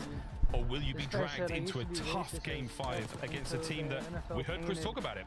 As far as the region goes, they play a lot of search and destroy. These boys know what's up in these gunfights. Oh, a boozer. We didn't catch that one in game. That was nasty. Yeah, that's his little firing range moment. So beautiful looks there. And you got to keep in mind as well, the 0-10 record for hardpoint, they are still keeping maps relatively close, and they're finding themselves consistently in good spots, like consistently ahead of rotations, set up around the new time, and just not able to execute. So maybe red card might be the type of hardpoint map that plays into their hands. We haven't seen a ton of repetitions from the Falcons boys just yet, especially not with this roster, but red card is a map that is even more so in my mind than Skyline. You are just hitting the hill out. You are spawning up, chucking a stun, chucking a nade, and taking a gunfight. So maybe something that'll play a little bit more into their favor. At the same time, though, if Abuza's shooting like he just was in that control, he's going to love him some long lines of sights. A Surge, they're ready for the respawns. They're ready to play. Yeah, red card as well. We've seen them looking pretty solid on this map as well. And again, it's just the Falcons. They're missing a couple of steps when it comes to hardpoint. No doubt they'll find it. I mean, between Lou and Clay, this is a very solid coaching staff. These boys know what they're talking about. And if you can turn these plays into solid hardpoint plays, I mean, dude, they're so gross. Like, they're disgusting players, man. They get insane kills. Working on those little things that, you know, the North American, or say that most of the world now in the Call of Duty scene has been very, very good at for a very, very long time. Hardpoint, respawn game modes, control as well now since BO4. Bit of a catch up to do. So good luck on the Falcons. And when it comes to the practice, that's going to be keen. Let's see how we do though, because man, I just feel like Vancouver, they are licking their lips. Or Abuza's eating something. I think that's a toothpick he's eating right now. That's right. Everybody look at Abuza. There you go. He's still common with that in his mouth. That's a toothpick for sure. Good stuff, Vancouver. A talented team. It's like the it's like dental floss on one end, Yeah. pick on the other. I'm pretty sure, whatever those are called. So yeah, I mean, look, dental hygiene incredibly important. And Abuza, no time wasted. Maybe snacking a little bit, getting something healthy before the series goes, but keeping things clean, just like the gameplay. Yeah. Just not in S&D. Sorry, I was having too much fun there. Wixel, by the way, like absolutely painted a picture to his teammates in the comms, like before the map was loading in. So they want to turn their red card maybe into their masterpiece. Certainly it paid off for them in Search and Destroy. So Who are you taking right now? Gonna be ready to go. I'm thinking there might, like, someone's dropping a 40. I don't know who it's going to be. I think Falcons. There's at least 140 bomb rolling through on this map. I feel like, I mean, some machine gun players can have a nice time here on red card. It could be if it does, I think, obvious money's on that one.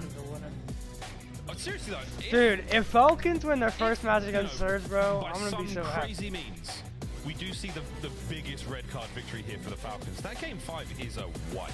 Like, they're in it. This could be the first series win. Inshallah, we'll find out. Until then, Vancouver Surge salivating at the prospect of this hard point. Here we go. Crazy stuff. You were shouting out excellent for the possible 40. I'm thinking Abuza might have himself a feast.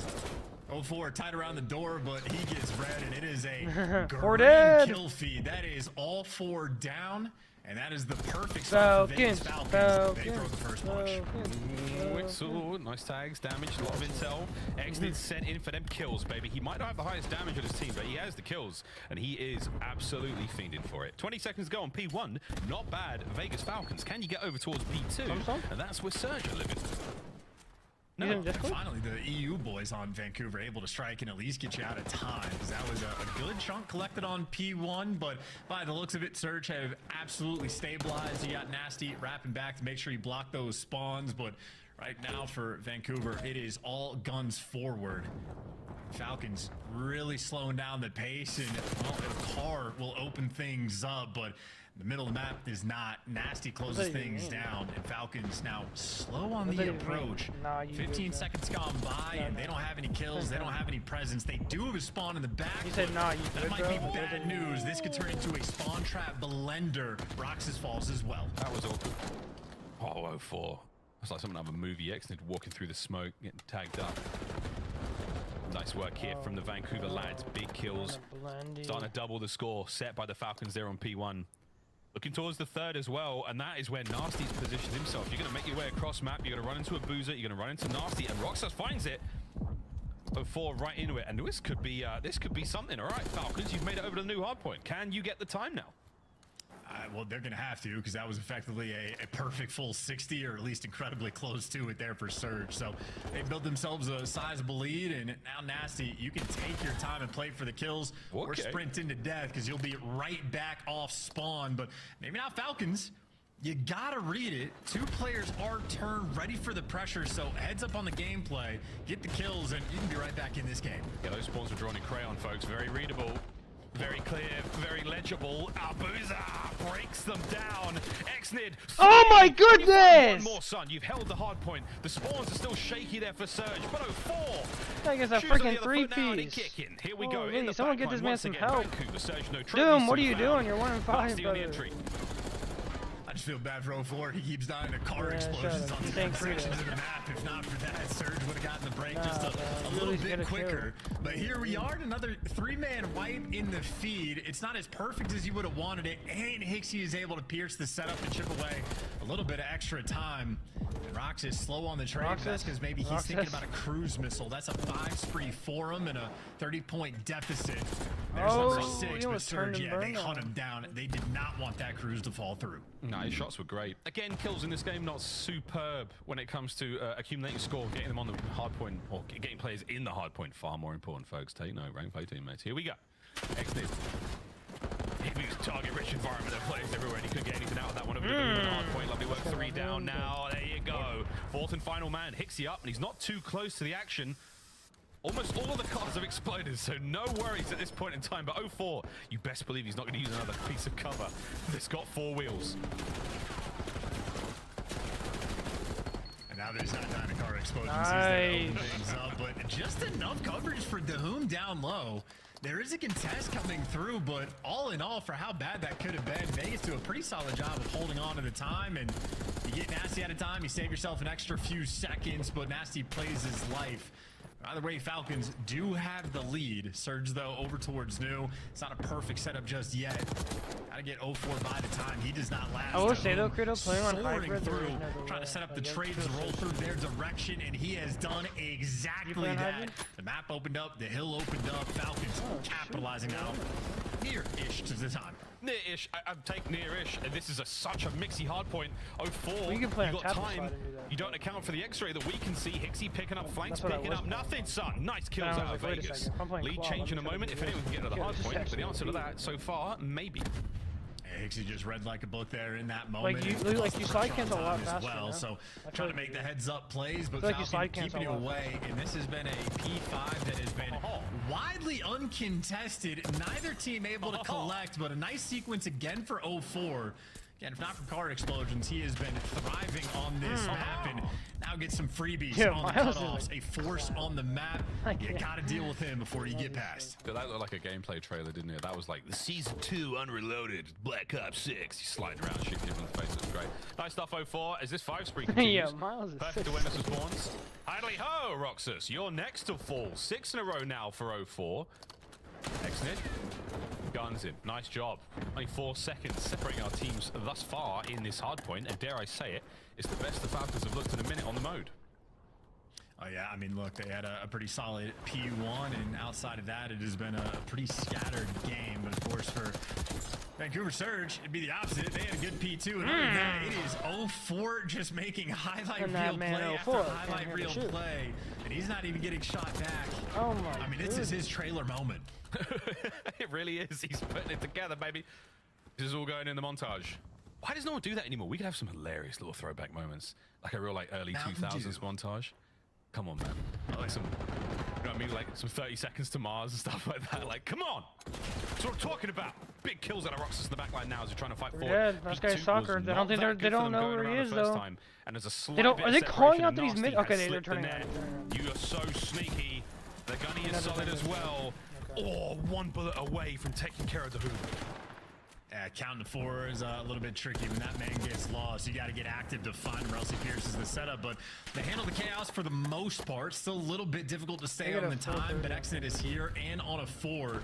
And great news long term, you want to keep Vancouver sort of tucked to the back spawn. A couple trades rolling out, but finally Xnid gets dealt with, and again, a difficult sort of situations for Falcons to actually collect the time, but maybe enough damage has been done, keeping the game close as we go over towards New. But now looking at the minimap, this could be a problem. Vegas, they get wiped off of it and spawn on the wrong side. Surge, maybe just their moment of the game. It'll be a 20-point lead going into New time. They are playing with some pace. Vancouver, pace now set, hard point in their hands, an opportunity to turn this game upside down. Let's go for a listen in. One's deep left. Bart. Yeah, One yeah. P1 on me. P1 dead. That's two. One more. Ticket. Last ticket. I'm blocking him. I'm blocking. He's gonna come stairs to me. He's gonna come stairs to me. Spawn out, boys. I'm blocking. One more there. Missing one front, bro. That's two other. Stairs. Shot. See the guy from the walking. I'm blocking. When could be on time now. I'm on time. We're good. I'm on time, baby. Going downstairs now, far. I'm telling you. What the heck, bro? Hey, left corner, Jordan. Keep right. Hey.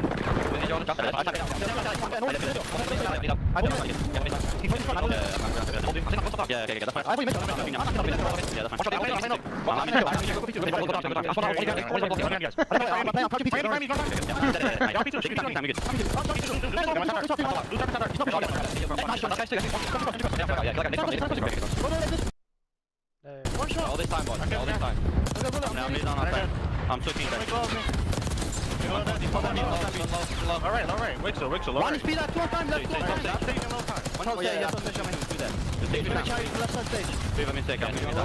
Top and low, boys. Outside top, B2 side of top. B2 side of top. Yeah, trying it. Nice, you can test that time. I'm gonna go next. Yeah, I'm saying my phone.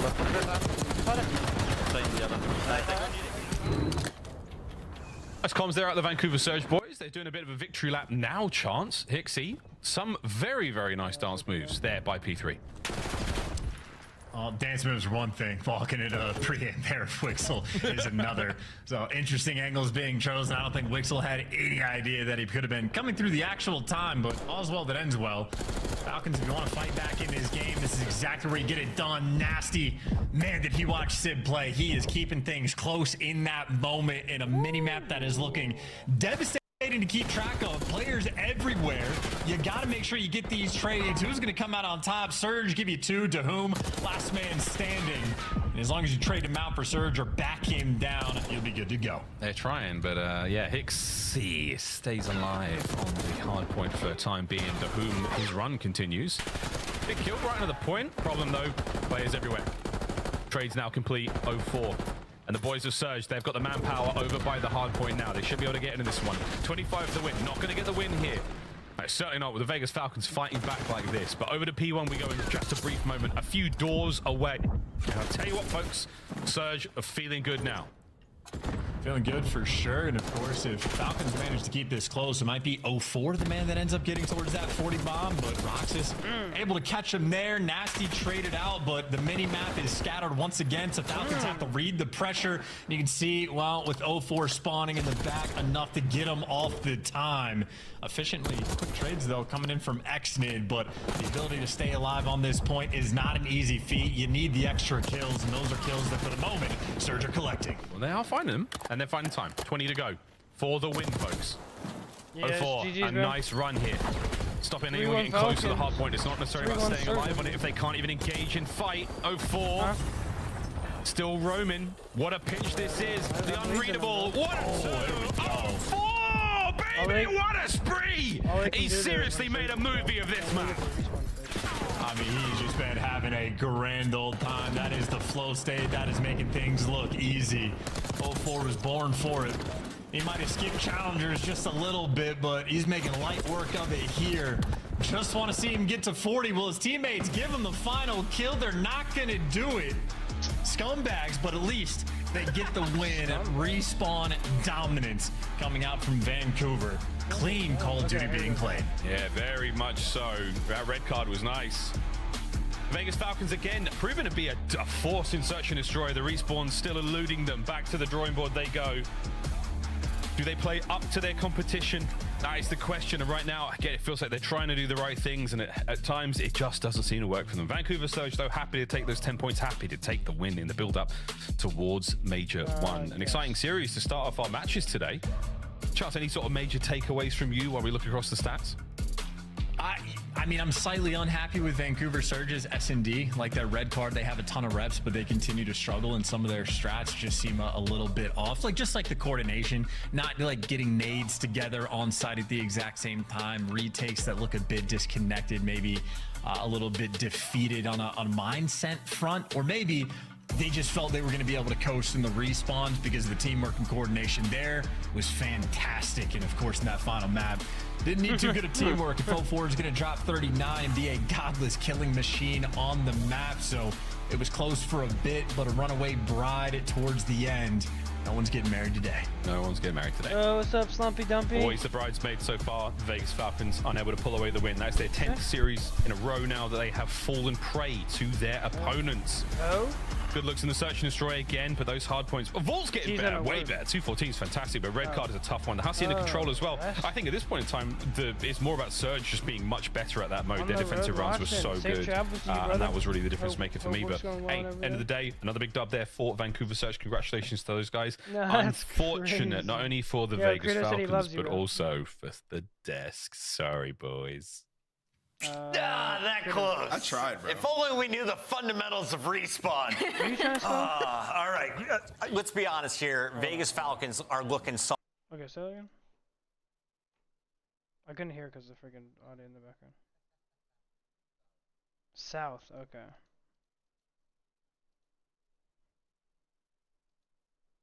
Ah, Credo.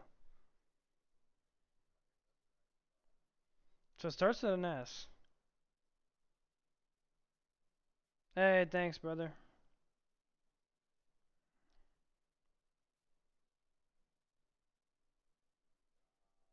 I don't even know, bro.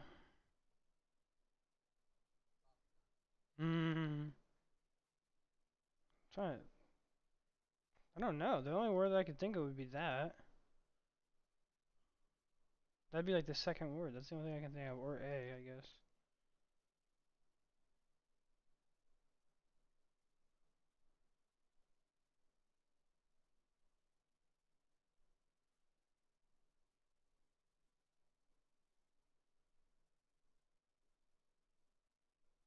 Swing, maybe. Yeah, he thinks it's swing. We'll try it out, Slumpy Dumpy. Ooh. So I is in the wrong spot. So I'm guessing it's gonna go right here. I don't know. What would you think, Krita?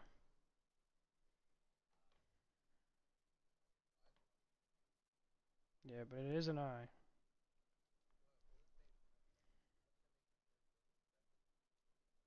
If it was what? Sing? It's 4. And then we can't use an N.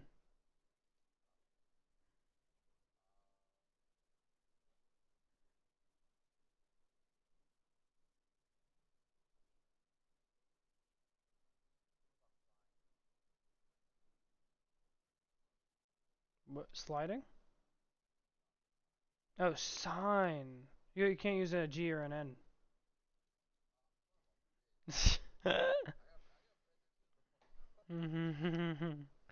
Dude, it has to be like, so the combinations it has to be is like something like this or something like this. That's the only thing. Or I would have to be at the end. But I don't know with the words we have left. What the frick would it be?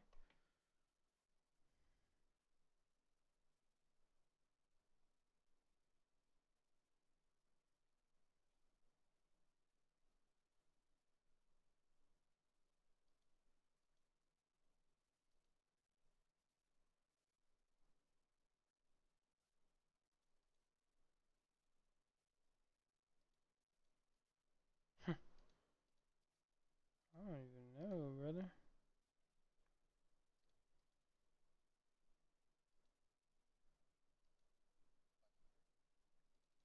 Shrink, we can't use an H.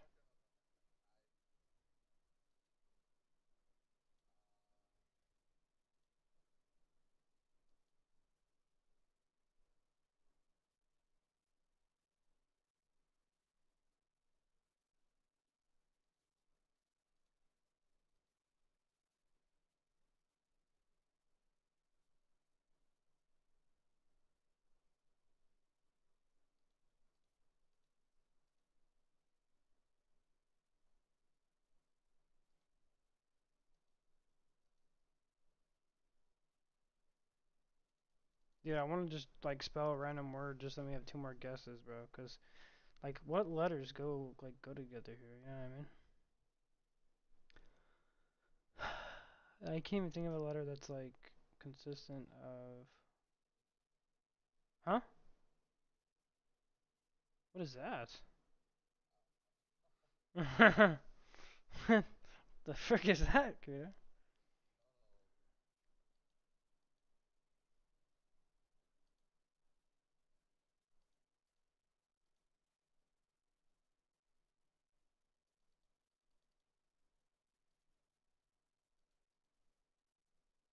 Yo, Kuda, you think it's silly?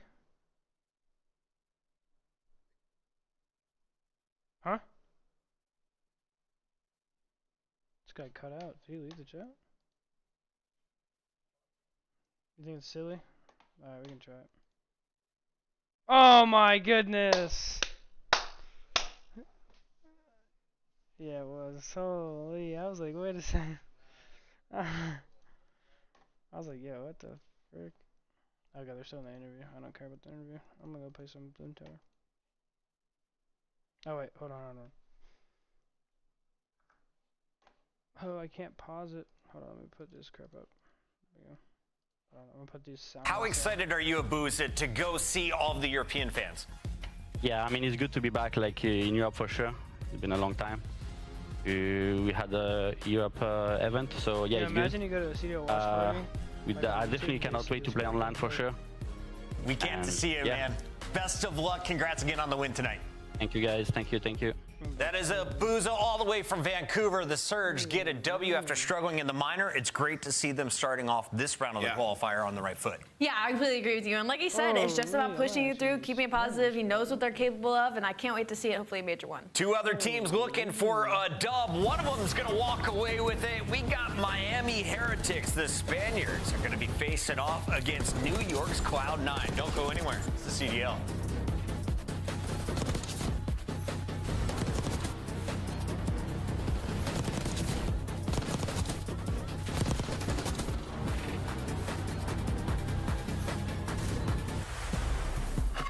Upgrade your game with the Scuff, the official controller of the Call of Duty League.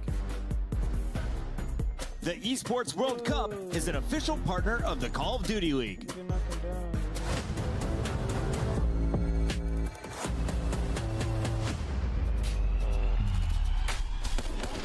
Alright, bro, I think I have enough to get the super one. Let's have this. Oh, baby! Credo. I have the super monkey.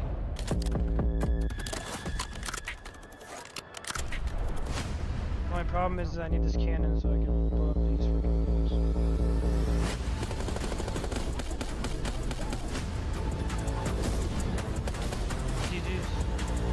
GG's! Oh my god, let's go. Oh no! I'm losing lives! I just lost lives.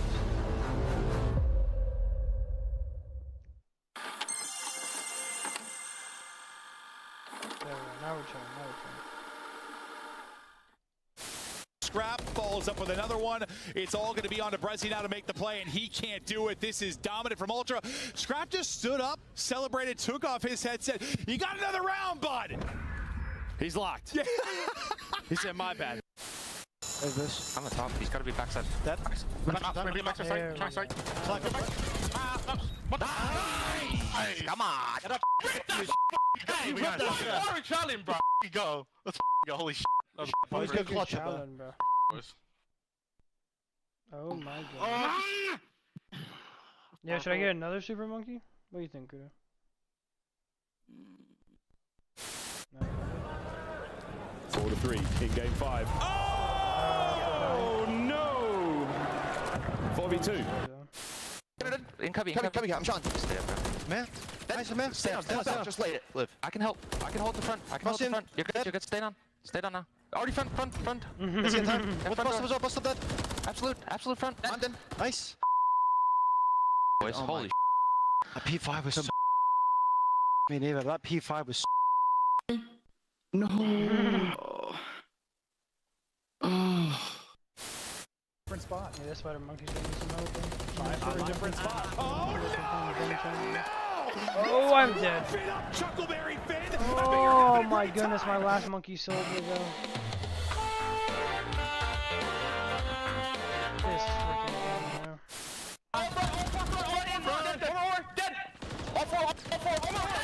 really right there. Space waves? Critter, what do you think about this, bro? Some space waves? Yeah, got me. Yeah. Don't worry about it. Okay. Don't worry about it. Did you go next? Just go next. Just go next. We gotta laugh that one off. No, I need to mute this. I need to mute this. We gotta laugh that one off. Okay. I'll make sense.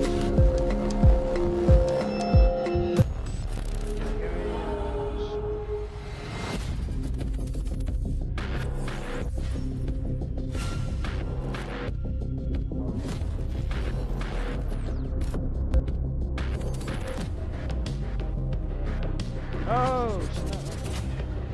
Been interesting.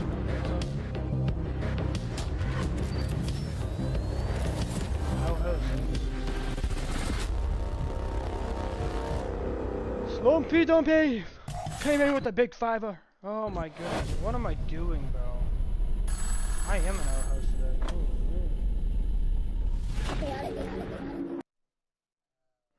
Ooh, I have Miami winning too. Nah, for real. They be talking tough, but they won't get up in that field. ARPs and 223s get hit up in your grill. Iron on me like I'm Tony, like an orange eye pill. Come and get your shorty, cause she tryna cop a feel. She know look chaotic, keep it high before the deal. And you steady talking out your neck, it's never real. So I say nah for real. So I say nah for real. Nah for real. Yeah. Yo, tell me why this is quality looks so good though. What the frick? Is there not? Or am I It's time for the tweaking? big fight. New York taking on Miami. Cloud9 versus Heretics. And Cloud9 looking to bounce back after an 0-3 beating at the hands of LAG yesterday. Close control. We had a close hard point. Search not so much. We got to see what Cloud9 brings to the table. Miami on the other side. We haven't seen these guys in a minute. I'm excited to see what they bring to the table. I'm excited to see what they bring to the table too. But we got to focus on Cloud9 because what is happening in this camp? 2 game 5. Is Carolina not able to pull it out? Go up against Gentlemates, which should have been they are the favorite spawning in and easier, as Chris says, and they play down to their competition and get absolutely buffed. Yeah, that was the match where it was like, okay, Thanks, we're hitting the red button on these guys right now because, like, it's the litmus test. It's like you have to be able to beat Gentlemates with how bad they've been struggling, and then Priest just came out and smoked them. And when you look at this roster, like Control 1-6 in Control, this is a slay-heavy team. When you look at how who they're comprised of, right? And Sib is the guy that I'm looking at to still step it up. What is going on with Sib? I don't have the answers. He just looks like he's not the same player. Okay, question. Does Sib need to just drop more damage today? A better KD? What do you need to see as an analyst to be happy with his performance? Just figure out what his role is on the team. Like at this point, like even if he's not the main Slayer and Attach moves to that position, that's fine too. If he becomes the main Slayer and Attach moves more into that fundamental, into that time role, cool. But like something needs to be figured out because he keeps flipping. To me, it's a team issue, but yeah, we'll talk about that. We're going to dive in at halftime. We got to talk about the competition because Miami is going to be basically in their second home as Madrid is the second favorite, I assume. We have to take a look at the Spaniards. Metals, Rancor, Real,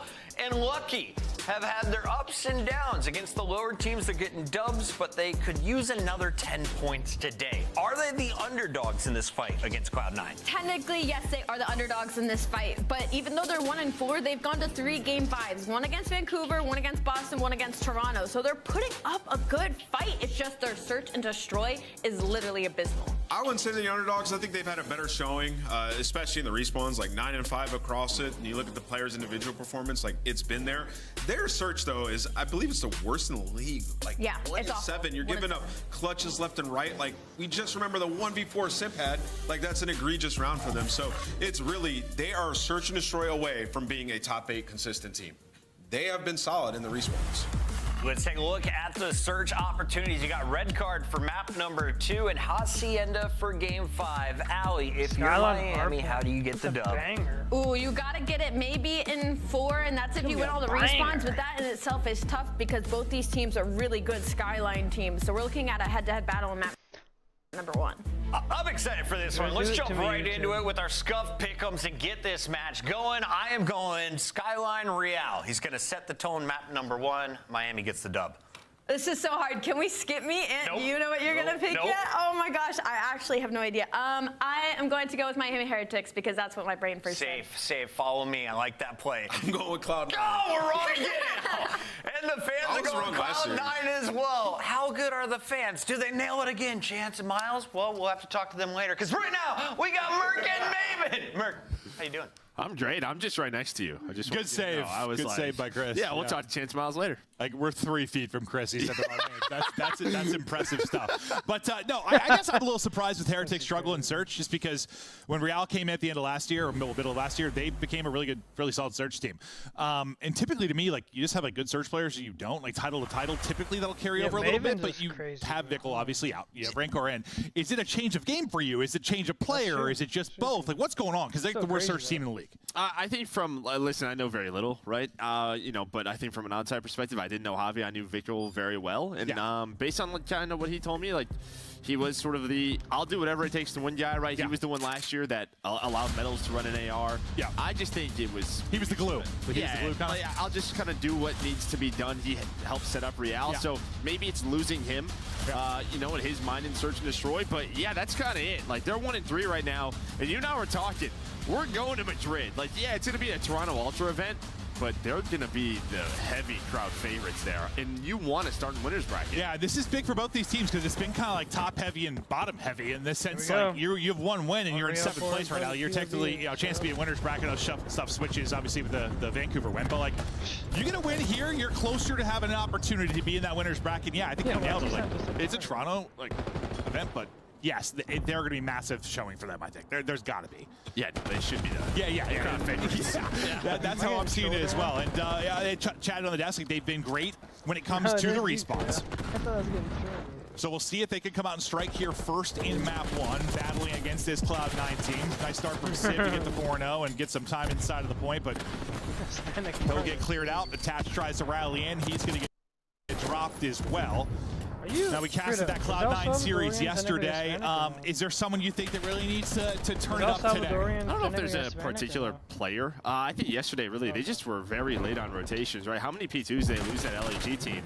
Probably all 3 yesterday. So kind of focusing on this hill, and well, I think they might lose it. Okay, they get a little bit of a lucky spawn there from Sib, but Real is there, and he's already going to make this messy. So some nice kills from the Heretics, and I think if you look at the stats overall, if there's a player, Nameless talked about it, it's got to be Sib. Just like he's got like a .88 in hardpoint. That's not what we expect from him. Nah, he's a shooter, right? Yeah. Like he's one of those guys you expect to get his numbers, right? Like one way or another, even if the team's struggling, he's going to get numbers.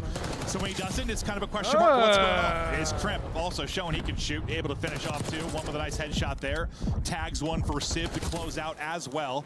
So we'll keep an eye maybe on Sib, how he does in the respawns over this series. But the search and destroys are probably going to be the biggest point that we're going to focus on just due to the Heretics' struggle. And well, if they fix that, like you're suddenly looking at probably be like a top 6 type team and a chance to really push some top contenders. Because even the series they lost, 3-1 to FaZe, like that really could have gone to a map 5 too. Like they played them tough. Yeah, I mean, if they select, the Optic scrims, like there was just a scrim the other day where Miami took most respawns away from Optic. Like this is a team, their respawn is very much in contention with the best teams. Just can you get the search improving? And you and I kind of chatted about it yesterday. I asked you, like, is that the mode that's kind of maybe the easiest to improve on early in a title? And you think that's the case. It's just if it's going to happen, you hope it happens sooner than later, maybe within this series. But kill feed-wise, a lot of Cloud9 New York lighting it up, at least during that sequence. So they'll hold on to this lead. They'll pick up some time at bar. Crimp will find a second weapon to work with utility-wise, and he's able to hit the shots as him and Sib able to lock it down for now. Nice little stretch there. Yeah, Sib is now on 5 in a row again. Yeah, I guess what we just kind of talked about. Maybe, a lot of times you're going through some struggles. You're focusing on a lot of other things. Maybe, Accuracy Lamar, he's played with him. He's played with all of these guys. Just sort of, hey, lock in, just start to win some of your gunfights. He's doing that right here. 5 in a row. That life ended, but up to 13-6. We'll see if he can keep putting up numbers like that, but still a tight one here in the map 1. Next hard point, ready to pop now. Both teams vying for position. It's going to be Cloud9 that's got the back. Miami Heretics trying to fight in through the front. Real's POV on 4 straight. We'll see if he can help kind of open up this setup. Trying to hit the shots through, not able to do it. Just trying to find it open. Win it. That's the 5 in a row, but there's still one in the back. That'll be Crimp that's able to finish off 2, give his teammates still the spawns in the back, and well, that's the benefit of having the back spawn. Yeah, that's it. I mean, yeah, you're going to take those trades all day, and Crimp able to stay alive. He's now up to 12. There was a bit of a split spawn, but yeah, because he stays up, the rest of Cloud9 spawn towards the back, and there we go, 4 dead, and now they're going to try to flip the map. We saw this yesterday. Heretics, they're still going to spawn safe for P1 and P2 on the left side of your mini-map, but any deaths with all of Cloud9 kind of abandoning the backside, they would have spawned on the right side of the map, but doesn't happen, and they're going to fight for some scrap time as well. Yeah, they've gotten every kill here, at least during this sequence. Towards the late part of the hard point, you had 4 or 5 straight there for Miami Heretics for a second. Let's see if they can do better in the second set of rotations, as they're basically getting doubled up right now. Inside the point for now will be Metals. From above goes Mac. Just swan dives over. Lucky, though, able to get the shots. That was a great third-person cam. Kind of watch on the start of the sky cam to watch him dive over. Yeah, sometimes you just got to go, right? Yeah, Mac's like, all right, I'll do it. I'll be the one to do it. Wow, nice shots out of Crimp as he really starts to heat on up here. A big multi-kill to get them on the point, and now he's going to try to hit aggressive kitchen side. Yeah, right. Like Sib was kind of leading the way by a significant margin. Then Crimp kind of erupts.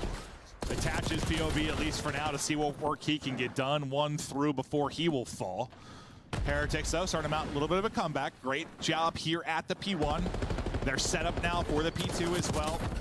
With 15 seconds left, Cloud9 will clear him out, and with the setup for next, we'll see what the spawns are going to come in. It's probably going to be a split for Heretics, and it is. So you have 2 rotated towards next. They kill both of those players. They get into the hard point, and they spawn 2 out. So this is a beautiful situation right now for Cloud9 New York, and I thought they had a 2-on-1 towards the hard point, but one actually took the underground route. So you lose that fight. Number 4, though, who took the underground route, it's going to be a Real. Maybe the guy that can make a play. He does get through and pick up 1 and get some spawns. Oh my gosh. Well, we'll see if they can recover. I was just about to literally compliment what a hell of a life out of Crimp. Right, he did so much there, able to flip the spawns, and then they just let him flip it. But Cloud9 New York, they're up still 50 right now. Let's go to a listen, see if they can break this P2. Time, 1 shot. There's 3 on time. I'm trying to go back. White, couch corner. Yo, slow down. I'm waiting. Yeah. Wait. I'm waiting. You're in T kills. I'm waiting. He's safe. Really in front. Get a kill. Get a kill. Piano, right corner. Piano, right corner. One shot, piano. There's still time. Top line, Rio. I killed him all time. There's 2 on time. 2 time. 1 in front door. All 3 times. Front door, dead. 1 more front door. I did it in front door. I'll find you. Piano. I can pinch it. Either piano, Lucky, 1 bullet. I'm playing piano. Go time mid, probably. I saw front. I got him. I got him. I'm on top. I'm already time mid. Heads up. How about your right? Time mid. Dead right. 3.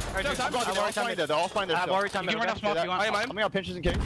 Time mid. I'm pitching smart. They're also pitching out. One side got split. I'm pitching right. Time mid. Nice. Front small. He went in small. He's in small. Lucky. He's in push it back. I can't play. Watch out front right core.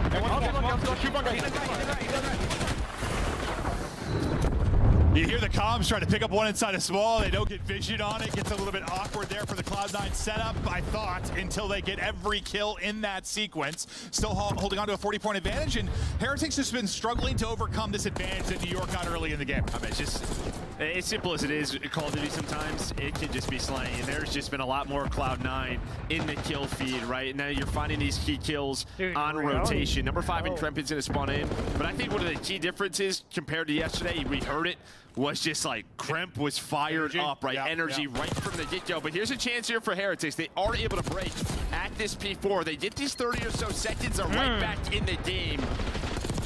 Can they survive? The AR's locking it down. Lucky with a double. Rentor finally taken out, but they're still in it.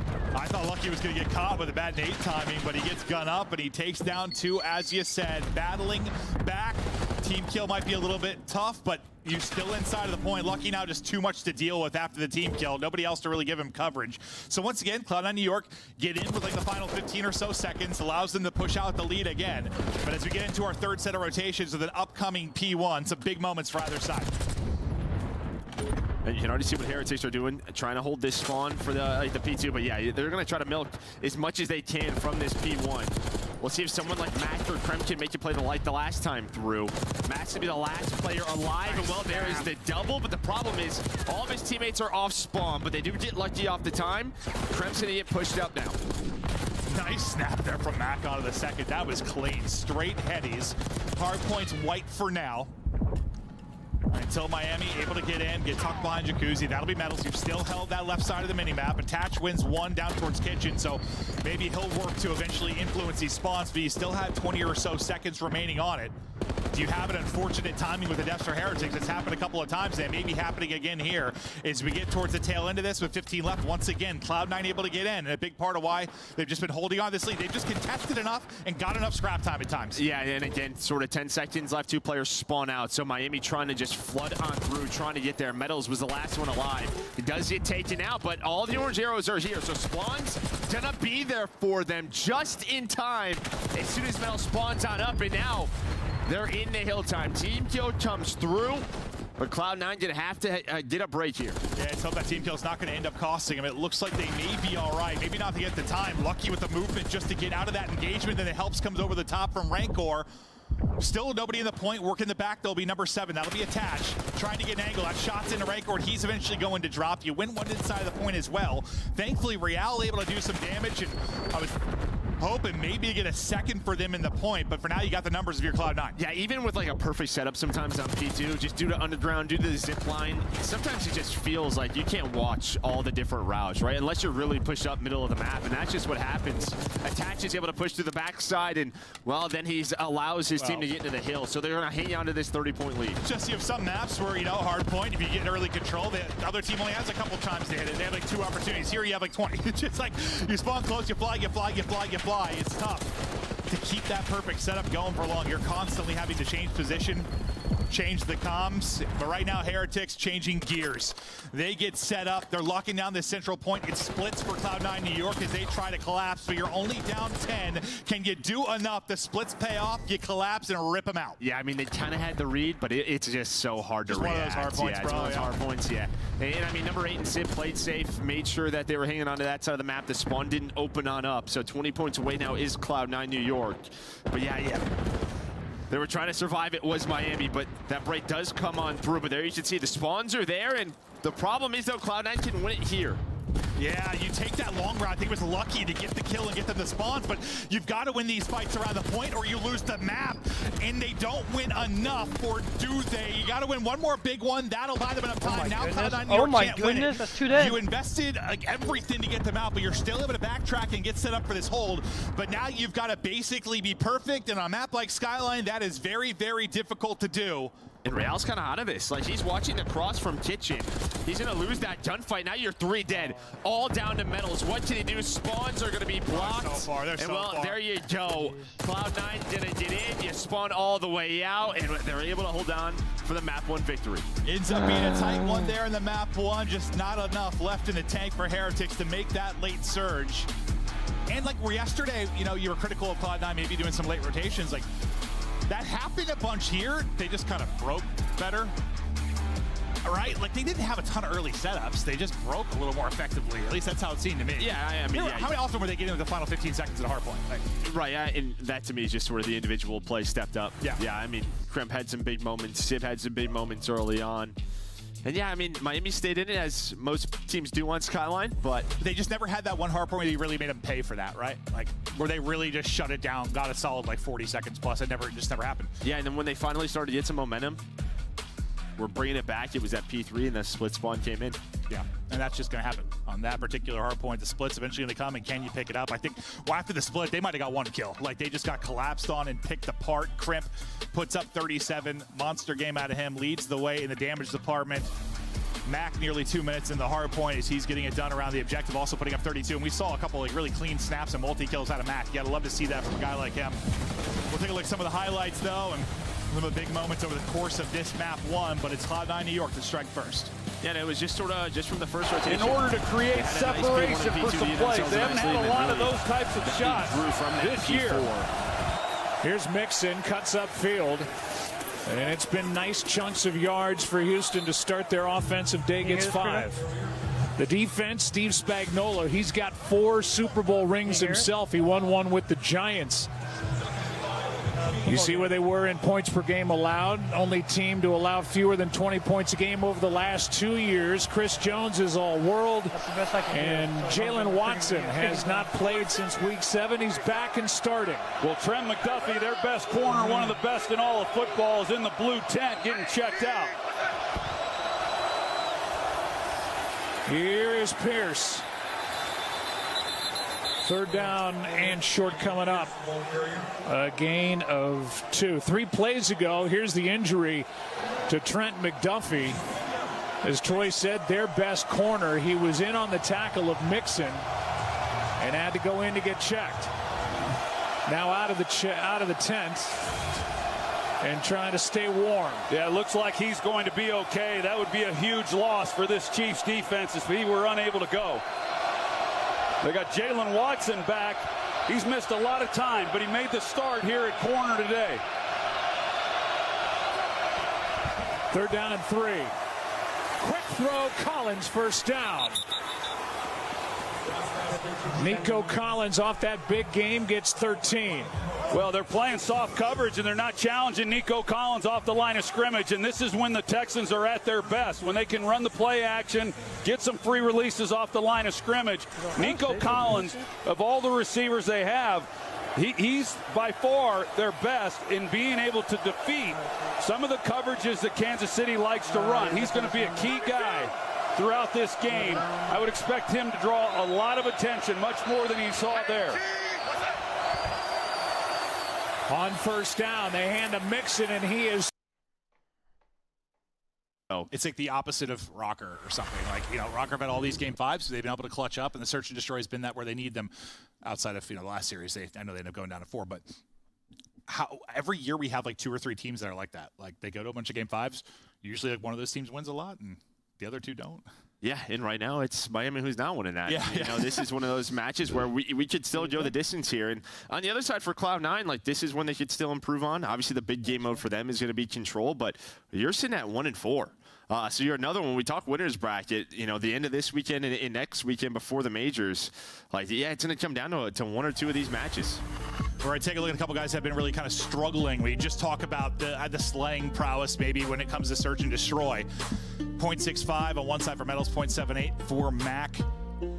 And you just hope one of these guys can maybe improve a bit in search. It's not as simple as like just go get more kills when it comes to search and destroy, obviously. But usually I feel like when someone's struggling, it's just like something's going on with the team. Yeah, and honestly, the Metals stat line is a little surprising to me because, yes, the addition of Real was a big thing, but when he switched to AR, I think I remember his search stats really improving last year. Yeah. And him sitting at a 0.65 with an AR, that's just not going to be good enough. And on the other side for Mac, like, it's probably your entry guy, your bomb guy. Yeah, true. You're going to have a sub players like that. Yes. They're going to have some stat lines. Bro. Yeah, you're going to have some stat lines like that. No, that's probably the case, but I'm just wondering, it's going to be like a little more time for this Miami team and search starts to click for them because it was later in the year and it was the inclusion of Real, but it also was just more reps deeper in the season. Maybe things will start to come together for them, but man, if you want to have a winner's round start in Spain in front of what is going to feel like a home crowd, you really need a win here. You're now in an 0-1 hole in the series, trying to bounce back into search and destroy. It'll be Cloud9, though, working the offensive side of things first. Working on this attack up towards A. There's two people kind of quickly working the flank for Miami Heretics, so we're going to see how this plays out. Yeah, Lushy and Rentor, they just have to wait. You can give up the bomb. We did see, though, they were 12th in a retake. That is last in the league, but Metals finds the first blood. Rentor, Lucky, they don't overpeak, so you have the man advantage. And now Attach is kind of worried about everything, right? Like that pick comes in from the mid door. Worried about what route they took. He's kind of out of the play. I mean, his team's just getting swarmed on bomb. They've all dropped. I mean, Attach has been worried about this hit. He loses a teammate there. Thinks he's taking the full-on flank. He never actually gets involved in the round. I'm not sure what the comm was, but Attach is playing hide and seek, it feels like. He was trying to find the hiders. I think when they go back and maybe watch this round one, you're going to see 2 players flanking. If you're just kind of trapped, you just have to pick a side and go forward. And I think they had Rentor pinned a little bit. I think they just have to fly at it. Just try to push on forward as 3 and ignore the guy on the flank. But he obviously wanted to pick that up. And well, his two teammates were stuck at stage. No. He just, as soon as I looked at the map, I was like, well, this is going to be attached in like a 1v4 or 1v3. Well, I mean, he is kind of that, he's that guy often that is in that spot.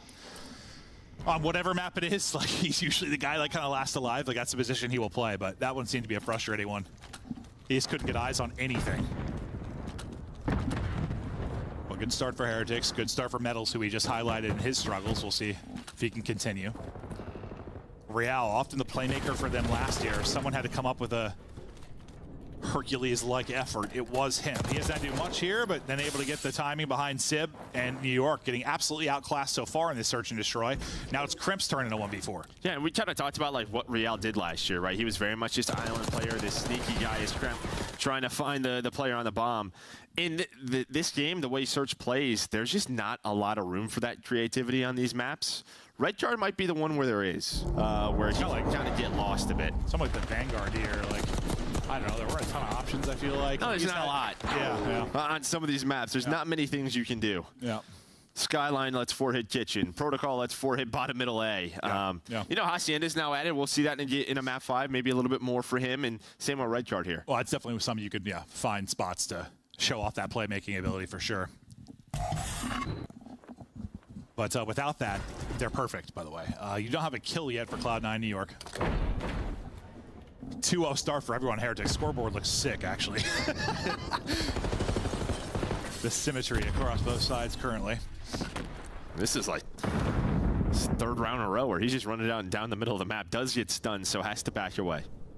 So he'll chill for now, but you can see how hesitant the Cloud9 New York. You want your footstep audio to go from sounding like this, I literally can't hear anything, to sounding like this when the footsteps are ultra clear and it makes it feel like you've got wall height. You see the troops you literally hear every single footstep with these Astro 55th gens. They are all 4 grouped up around A. I mean, the defense is here.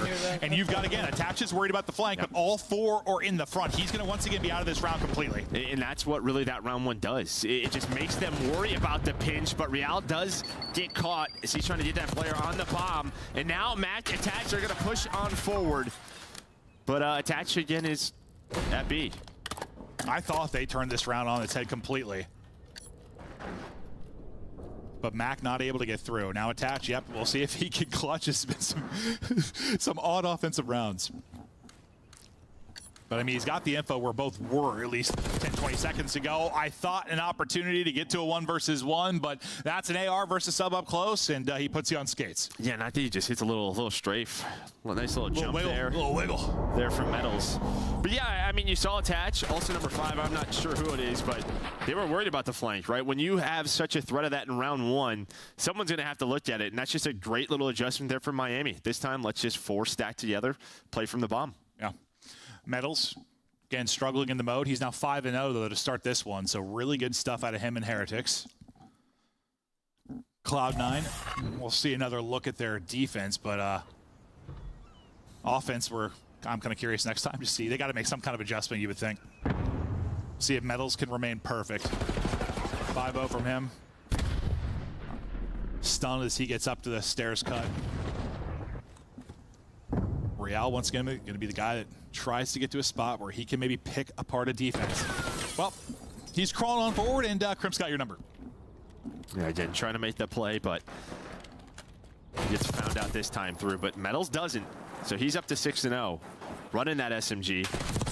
Can't find the second, though. That is a nice trade. He's just trying to get lost a little bit. Have Cloud9 worry about him. His bomb is being planted. Like that time he's like a second different. He gets up to the heady, maybe. He can take that, but Metals no longer perfect. 2v3 opportunity for Heretics. Rancor and Lucky looking to try and clutch up. And this is very winnable. I mean, you've got bomb planted. You got a chance to get that first pick, and that's exactly what happens. You get the first 2. Lucky, Rancor looking to pull it off the 2 versus 3. Mac getting involved. 1 versus 1 now. 20 seconds remaining on the clock. And it's not a lot of time, so you're just buying that time if you are lucky. He now gets spotted. Some great tags in for Mac, but not going to matter unless you got the kill. This one is done. Lucky gets the angle, backs him off of it, and that will do it. Miami Heretics clutch up in the 2v3, and yeah, it's one that's just, you get bombed down, it becomes a very different scenario. Very winnable. Well, and I mean, yeah, you get the first blood. on the Real, and things are looking better, but then Metals is the one who finds the opening and kind of says, hey, guys, this bomb site is open. Let's plant over here, and what that does is that sets up Lucky for that clutch. Nice little 2 versus 3 with him and Rencore. Able to hit those AR shots, but yeah, I mean, you just see how difficult it is. Once that A-bomb is planted, he can see it from up top. Yeah, and you don't have to move. Like, just hold with ARs, win a one-on-one. What do you say, Credo? You're in a good position. Up 4-0. Miami Heretics, firm control of this search and destroy, despite their struggles so far on the year. Looking good here. Mac, though, trying to attack. He activates. There's a team kill, unfortunately, though, as Sib takes out Kremp, so we'll be in a 3 versus 3. So once again, it's like a first blood ripped off the board. Yeah, that's not roughing the passer. What the frick? Yeah, B-bomb site's open, though. Yeah, Lucky, he does get taken down. Patty Mahomes. Oh, definitely. Yeah, these flanks on this map, they should just take so long. Real's going to get spotted. Now you're just waiting on Rencore. But I think both players have subs, and these gunfights, okay, no, Rencore has the AR. He's hoping to take a one-on-one. Nade in, hits. See if maybe his teammate get the angle. Not going to happen. Well, he'll at least be able to finish off that kill. Caught mantling and dropped. Cloud9 New York. They'll finally be on the board. Yeah, well, if they just take the B-bomb site with that first blood, they have the numbers. Yeah, once the team kill jumps in, it's really just down to Lucky and what he can do. But he got caught. Then Rencore's just working the flank, just takes so long to activate. Yeah, was he the one that got stunned, or was that Real? That was Real. Yeah, I would say Real. Like, if he doesn't get caught with a stun there, he might have been able to pick one, like with awkward timing for the bomb plant. But yeah, the second he gets to the doorway, he catches a stun. Yeah, I mean, with the sub running into that bomb site, there's just so many headies. Yeah, no, probably not. Just you got a crazy timing with the plant, maybe, but the stun kind of makes it a non-combo. Mac, he's on 4 straight. The Codcaster bug decided it likes our symmetry we had from earlier, so we're right back to the 2-0-0-2 for everybody. Hopefully in that new COD update, we get some faces on this one. Oh, there we go, here we go. Now we're good. Hopefully they fixed it live. Hopefully they don't forget about us. And they changed it again. It just depends on what POV we're on. We want some hit markers, please. Yep, that'd be nice.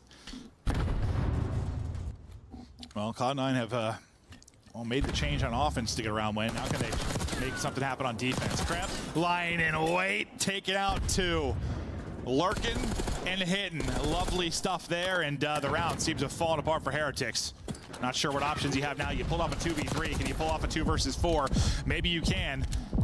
Oh, it was what, Lucky and Rancor, they were able to do it. Now Metals and Rancor's opportunity. Metals might catch another one here, actually. He's going to, oh, underneath, turn around, 360, hello. Takes out another, now to a 2 versus 2. Things falling apart, everyone getting picked. He gets another, and it's a 2v4 for Heretics, and that cannot happen. That's just fundamental S&D. There is just no need for Mac to be in that position and get caught. I know he throws an aid and is just trying to find info. And it's one of those things, I mean, this is a great little shot here from Metals with the slide.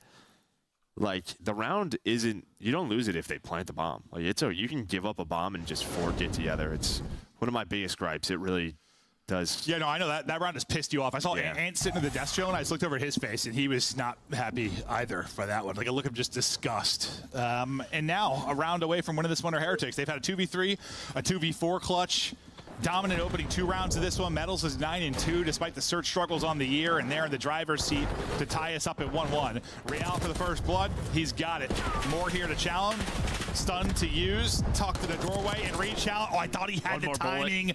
One more and he hits that second. Nearly a beautiful play in a tough spot. But he stalled this long enough. Now Metals is already through the flank, right? Bomb's not planted quite yet.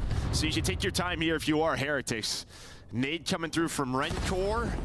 Not sure if that hits onto attach, but Sim able to win one on the flank, and there we go. They get inside a beam once again in New York, able to stay alive. Man, you win that one, and now it's like, God, the more rounds you take, it's like, yes, you're getting real pissed off that you threw a 2v3, you threw a 2v4. Well, okay, the 2v3, that can happen, but the 2v4 should not have. But still, this scoreline could be looking a lot differently if you just handled your man advantage situations if you were Cloud9. Not done yet, though. Man, Real, dude, he nearly closed the round. One more bullet, I think. One more, yeah. It was so close. He caught, like, perfect timing on him, like, sprinting forward. Actually, then you would have had him trapped into B, right? You already had Metals through on the flank, but doesn't happen. Well, offense back to Heretics. And they're working the B side of the map. Crimp. We had a nice first blood, a little. There they go, looking to find another. He's able to do it. Crimp, another opener for this team. Man advantage situation for Cloud9 where you've got to handle business again. And kind of like you said, like it's okay if they plant the bomb. Yeah, we can play retake. You have numbers advantage. And that's what they're going for. Krem's again going to find a good timing through middle windows. But it's going to come down to that retake. Now, number 3 in Rentor, he's the one maybe trying to make a play for Heretics. At least finds one and maybe gives his teammates some info. And you can see they want to go through this side. And I don't hate the play call at all if you are Miami, but they get picked apart. Much better from Cloud9. Don't get over eager. Like you said, let them plant, play the retake with numbers. This time nobody gets antsy. They group up and they're able to do just that, and they do it very efficiently. Round by round, they try to battle back.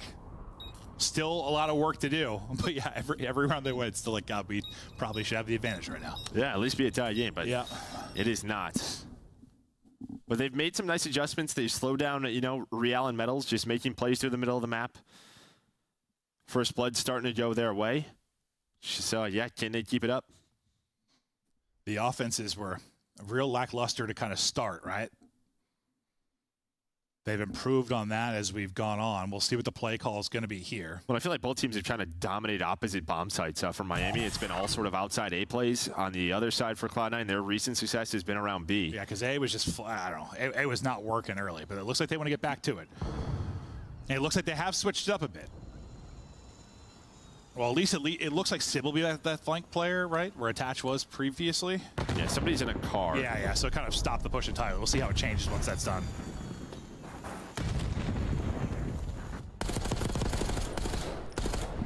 Sib on 4 straight, getting some shots in across the map.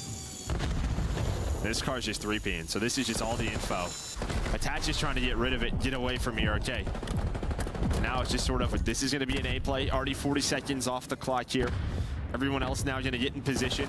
Real just staying honest over towards B. Krem going to get some great timing on Rentor. And that's his 3rd or 4th first blood in this. He has been making some insane plays late. Can't get out, though, is lucky. Will cut him down.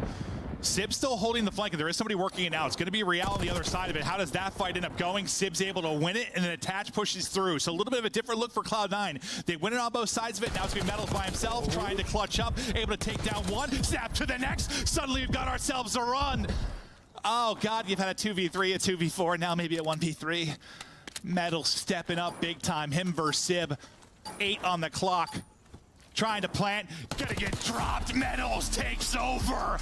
Clutch after clutch after clutch as Heretics make some insane plays, and well, Cloud9, you're gonna look back at that and be like, well, what the were we doing? Well, and I mean, we talked about the graphic coming into it, and well, who stepped up? It was Metals. Metals has been struggling, but in this 1 versus 3, he's able to catch Attach, Max on the bomb. So he did actually get, I thought he got a little, did he get damage in the first time or no? Who, Attach? No, yeah, the second player. Did he hit him all with the first chow? I'm not sure, but then Sim's watching the flank, and again, he's putting a play up top. He's gonna be the safety net, but it's just about the timing out of the bomb. I say, because like I thought the first time, like live, I thought there was like a little bit of like collateral damage that happened. But no, the second time I didn't think he did, and I was like, how do you just win that with 30 health? Hit a great slide. Yeah. Well, it's Scotty. He died quick, but I don't know if he did get any collateral. But regardless, a 2v4, a 2v3, and a 1v3 for Heretics. It's tough because like Heretics have struggled in Search and Destroy, and I want to say, hey, we saw some improvements, but you can't. At the same time, you can't rely on 2v4s and 1v3s, right? Like, not all the time, but you'll take the map. Oh, yes. No, 100%. You will take the win. I think we disagree. Probably still some work to do because there were a lot of situations that, I don't know, you're man down and you don't want to be that. Maybe some early round adjustments they can make, but... focus. Hello! Focus there, kid. Hey! There we go. Honestly, I probably look better. Locked it in. Just blurred that. I was probably offending people with my grotesque looks. I don't think so. Yeah. Hey. Blur that image some more, please. That was fantastic work at the end there by Metals. What was more impressive, the 2v4 or the 1v3, Alley Cat? 1v3. I have to say the 2v4. The only reason I say the 2v4 is because if he doesn't win that, we go to a tied 4-4 game when there's the opportunity of Cloud9 winning it. The 1v3 was cool, but the 2v4 was just unreal because he got 3 of those kills. I like that call out. Let's take a look at some of the best moments from that game, too. And then, of course, we'll break down the hard point as well. 1-1 series. It's anyone's game. Miami giving us a little bit of hope after struggling on Skyline. Yeah, this series has been a banger so far. We come down to the end of the hard point, then this search and destroy. There's so many clutches. The 2v4 was abysmal, by the way, and I feel like a light bulb went off in Cloud9's head. We're like, wake up, guys. Like, we have to group up and play with each other. They started to rally back a little bit. And honestly, in that 1v3, there's not much Cloud9 could have done. I mean, he just gets really good timing on the 2 guys on bomb, and then, you know, Sib's just out of the play. Like, he's the guy playing back, like trying to play safe. So just unfortunate for them in that 1v3, but definitely some of the clutch rounds that they have to fix, which this one that you're seeing right now, an egregious round from Cloud9. That's the moment where they were like, okay, we lock in. That was like a fight that he literally should have never won. But what is really important about this search and destroy is not only that Miami was on a 7 S&D loss free. There was no hope for them. Metals had a .65 in search and destroy heading into this match. So the fact that he was able to end 12-4, not only that is 2 of the reasons they've won rounds and even won this game is just unreal to me. Our scuff play of the game is the final play. It's Metals stopping the plant, stopping a second, and then looping all the way back around for a third. Perfect performance in the final 15 seconds of a round. Yeah, that was sick. I mean, honestly, I can't really criticize Cloud9 too much for that. Like, maybe you give it a second before you go for that bomb plant. But yeah, he catches amazing timing, finds 2 kills, and then Sib's just out of the play, man. It's a tough moment for him for sure. A big confidence builder as well for Miami, who now enters Hacienda for Control Game 3. Allie, I know you've been breaking down the numbers. What are the odds Miami takes the lead here?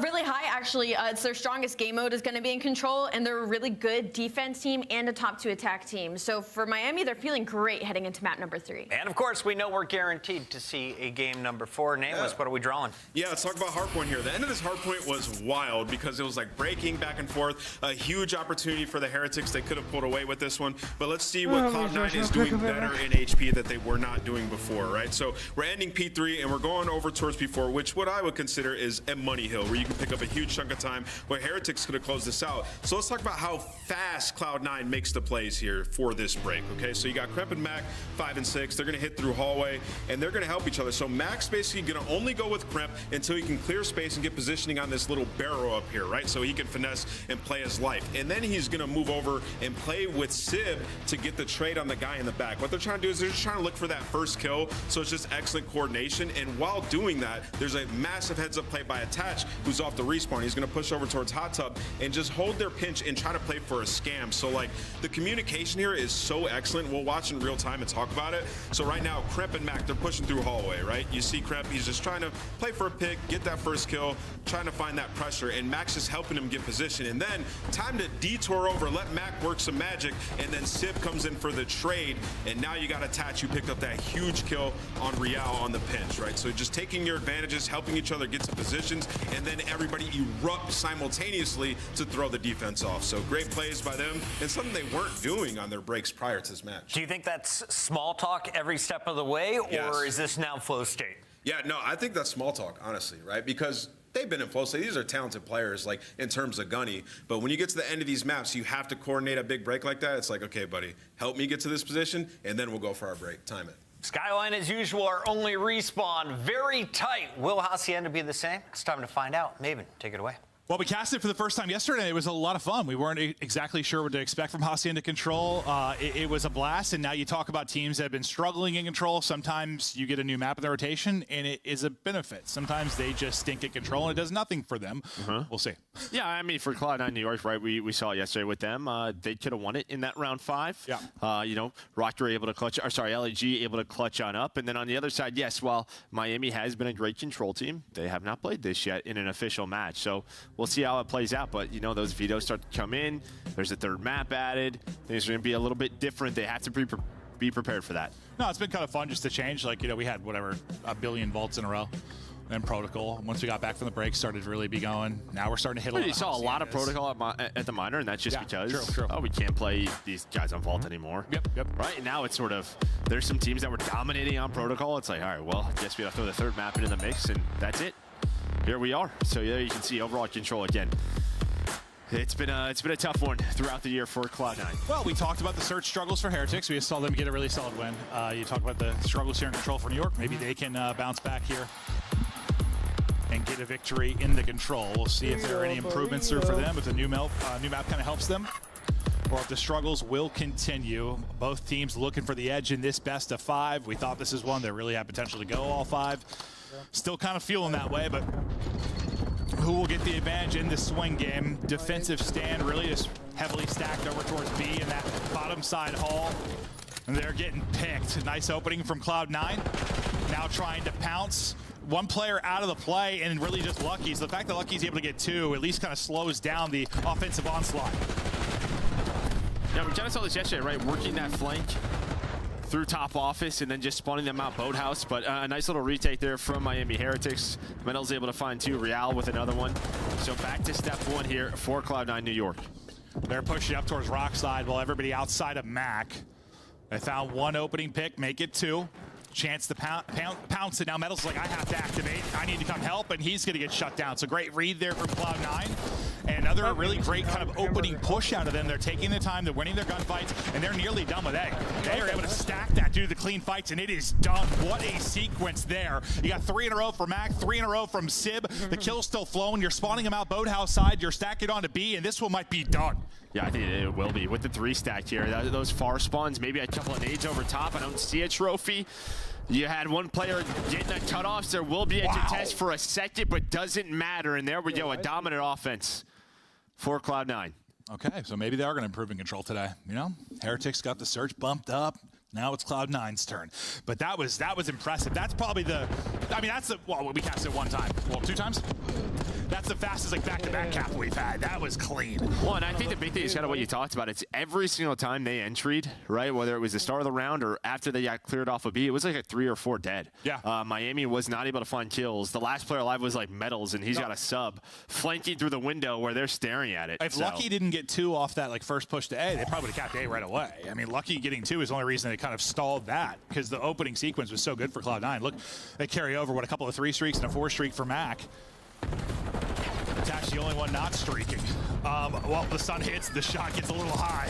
Has to lose that. They go 2 for 2, at least so far. Real down to 21 HP and rethinking that engagement, at least for now. Wrapping out Rock and back to mid will be Metals. Looking to get involved. Ranker is battling a bench and a player. Yes, absolutely is. Maybe lost some aim assist there. And there we go. Sure he did. Again, kind of what we saw yesterday. You win top halls control, then you just push on through towards B. You just spawning them far out. Well, Metals is going to hit a pinch. Yep. A lot of people thought this would be a very defensive-heavy map, and Asian did not turn it out that way so far. No, it's been great. It's been entertaining as hell. But Metals, I mean, that's just, what timing is he going to get on the bench? It ended up being a beautiful one. He was a hero in the map, too. Coming up big now in the round 2. In the control. Lucky, close range AR fight. 1 and not quite away with his life. We'll get back to Metals now on the 4 streak. And we'll see how they want to develop this push. Well, not really a push, I guess, since you're past the A point, but you know what I mean. Like how they want to get this next setup towards A.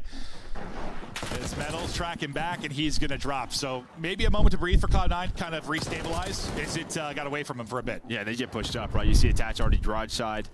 Real maybe get it back all the way up, try to help him, but he's like, you can win that, right? No, he did not. So Attach does finally get taken down, but a little bit different than what we saw last time through. Well, yesterday, what was one of the criticisms with Cloud9 New York? They got like a little too over-eager defensively sometimes and try to get pushed up into cuts, and then they get unfortunate timing. One person would drop, things would fall apart. Like, just need to kind of hold their ground maybe a little more at times. Yeah, but they're just like, we're just going to keep going forward no matter what.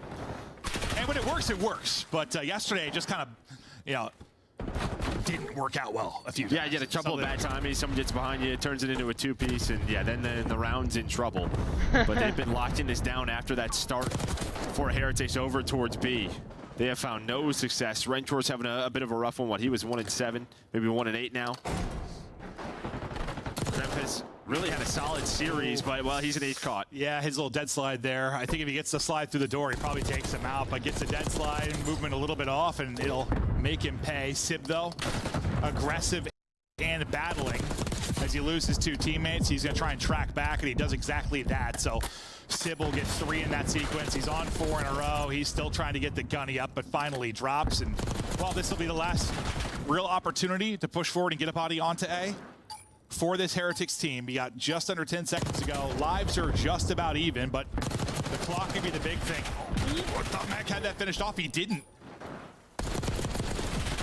Last player there, Metals Oz, he falls. Nobody else is close. So Cloud9 go up 2-0. Yeah, I mean, yeah, Mac's just trying not to lay over Chow and maybe like sort of scam.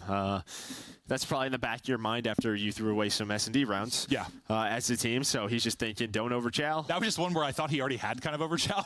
Yeah, like it lasted so long, and then he gave it up. I'm like, oh, okay. I thought you were committed at that point. But yeah, it just buys enough time. Yeah, very strong defense after giving up B there from Cloud9. Yeah, honestly, those positions where they just get pushed up, like, you know, towards Garage, towards Rock. Yesterday, like, it was Sib a couple times. They got caught, attach. They just would, like, think they're in a great spot to keep that sort of blender going for the offense, but one of them would drop. Next thing you know, you're 3-4 down, and you kind of scam the round. This time, though, good defensive setups, and they won those fights. Yeah, maybe they changed the setups a little bit, right? We saw like Sid play from that corner up top, top close, right above the staircase, and what happens is like 2 of his teammates die. He ends up getting 3 right after that, so just in a great position to trade, and then has angles on the 8 point. Yeah. Well, really good offense the first time through for Cloud9, and well, it's starting off here great as well. Last person up will be Lucky again. This reminds me of last time. This time he doesn't get 2 though. Last time in that same spot he gets 2 kills, buys him some time. This time it's going to be an insta stack onto B, and with 3 people there, this one may be done, but they're going to send one more effort at this. They're going to have to win another wave of fights. Timing was so good for Trep, and that is going to be another 4 dead. This might be another quick round. I mean, they are all the way back boathouse. Brother, you got 1 kill if you're if you're Heretics. And there we go. It's already 3 players on it. It's zooming forward. They are getting smoked. Still just a kill. Finally a second one in. Second point or second tick just about to be done. You at least make that progress. You still have 2 bodies here. You got to go if you're Heretics. You got to fight. Third person trying to hop into it. Winning every fight. I thought he had that one, but will finally fall. Nearly put this away with enthusiasm. Heretics are probably done, but they'll at least see a little bit more of this round. Yeah, it's almost 2 of the fastest offenses we've had on the year. Really, in control history we almost had, but yeah, I think we saw it when they were getting B. Like Kremps was the one player that died. He spawns out Rock, and like you could see on the Miami Heretics arrows, they were just so worried about a pinch, then everybody gave it up, and then Trip came behind all of them. Yeah.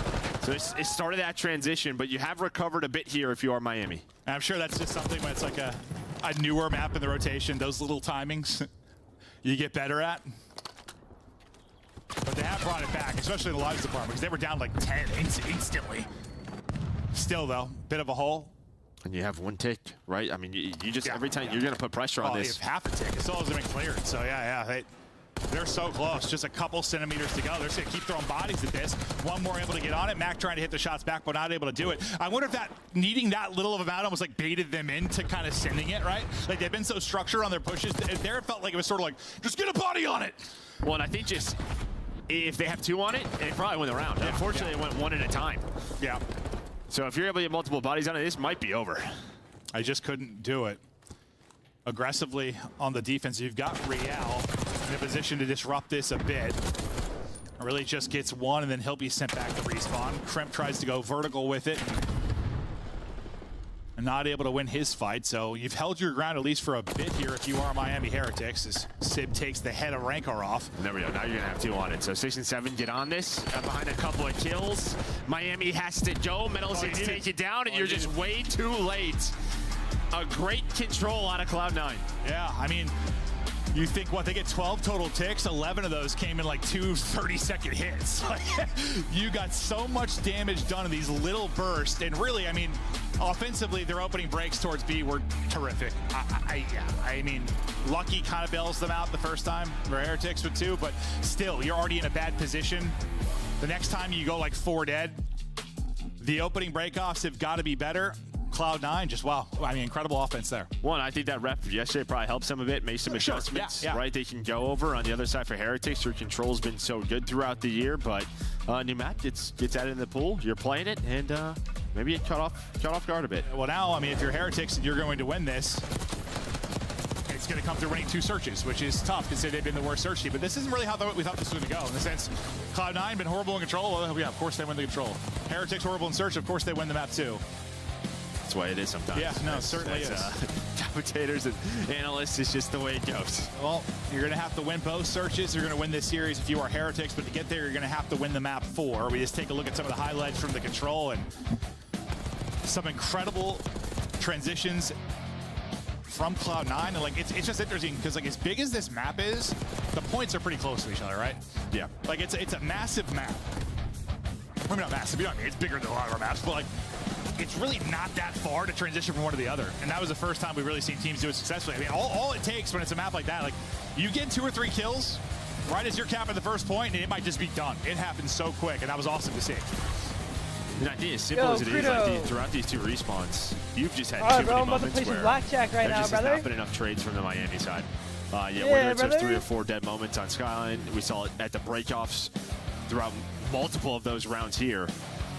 They're just going to have to step it up. Yeah, when you're not like effectively trading in a respawn, it's usually like a comms thing for you. Position, just guns not high. No, I think that just comes down to simply slang. Okay, just hit your shots, win some one-on-ones, especially. Well, just maybe you got a little more talent on the Cloud9 side, especially when they're all hitting. Credo, But I got 15. no, there's been some very difficult positions you've been put in if you're Heretics. Do I hit or do I we get stand? ready to keep it going into a map 4. We'll see if Heretics can push this one the distance. You think they got what it takes? Yeah, I think they do, but it's just sort of worrisome. And yeah, no, I mean, they already have 3 Game 5 losses, like considering we already have a potential Game 5, just depending on how this Vault goes. But Vault Heart Point really hasn't been great for either team. Both are winless on this one. Okay. And it's also one where you're going to have, I mean, similar to Skyline, since there are a lot of gunfights, you're going to be moving, and if they've been struggling in some of those trading scenarios and struggling with some of the raw slang, yeah, correct. Vault's not the best for that. No, not at all. That's going to be real hard to win a Vault if that's been the struggle. Maybe the deeper you get into the series, the guns start to get a little bit hot for Heretics. We'll see if that'll be the case. But yeah, it'll be interesting. Can you get like that S&D monkey off your back, and then also the Game 5 one as well if you're Heretics? I mean, this could be a big thing to propel this team forward into the first major. You just sort of have had these massive struggles early on, and you're able to overcome those as a unit. And we'll see if they can do that. But it starts with the Vault hardpoint. Team has got to get rolling in the slang. Well, yeah, we're just talking about like making top 8, right? He for got winners, high. For these guys, well, for both of these teams. And you think maybe like the 3 and 4, it might get you there depending on tiebreakers, right? When you look at the standings, if you sort of take the minor out of it, one of the teams that's still not in the top 8 is FaZe. They're sitting at 1 and 3, right? These guys are 1 and 3 and 1 and 4. It's very, top heavy because you had 4 teams at 4 and 0 or right around there. So like, these matches very important. Yeah, you just saw Vancouver going to win, and you assume that FaZe is probably not going to continue to lose with their league match because they had a lot of their tough matches. Or if you think about FaZe, right? Because they already played Thieves, they already played Ultra, they already played Carolina, so they've had some tough matches. So you got to think it's a little softer for them. So they're probably going to rise up the ranks. So that's 2 teams that might bump you. You're in 7th. So yeah, you're feeling the pressure a bit if you want to get that winners round started. Like I don't know what their rest of their schedule is, right? That's the other part of it. Yeah, true. I mean, that's something we usually talk about throughout the course of each stage, just because you have some softer schedules, some where you really need to take advantage to get a winner's bracket, some where it's just going to be really hard to actually get done, but you want to have that advantage if possible. I mean, you could still go in and get double bopped out, but you'd like to have the opportunity to get double bopped out. Yeah, I mean, I think, these guys would much rather have 2 matches at minimum in Spain. Yes, everybody. But I think we're just waiting on one player to ready up, as I was told by the production side, and then we will get ripping and roaring right into this Vault hardpoint. Not a lot of comms happen between anybody. Everyone was locked in, ready to get shoot. And I think Crimp, like the first person I've seen be vocal on either side. I don't think a word's been said on the Heretic side. Probably, you might just be like seeing music, dude. You don't really know. Yeah, true. But I don't know. I thought this body language was so maybe a little frustrated if you're Heretics, probably after how that map 3 went. Like that probably wasn't that fun. No, but there you can see. I think it is a reason Cloud9 hasn't played it. They played it one time, and it was a 120-point game. They probably decided we're not going to do that again. Yeah. On the other side, they've had some close ones. Has Miami losing right around 47 points per game. Rotations have been there, but they have struggled with the breaks. And that's where they got improvement. That's kind of how Skyline was, right? Like, they rotated. They just didn't hold well or really have the breaks when they needed them. We'll see if they can do it now on Vault, where, the rotations are going to be even more important. And the hold's even more important than what we saw on Skyline. But Into it we go. That's a tough one. We saw a lot of that last weekend. Yeah, we've seen a lot of it. Frags are in play, and bodies are getting blown to pieces, Joe. Yeah, somebody was saying there's like almost like a team collision. I don't know how it happens, but there might be another example of it. Like stuns blown up nades and stuff. I don't know what's happening. But I feel like we've had a lot of it, though. That's for sure. Especially last weekend. There was so much. Yeah.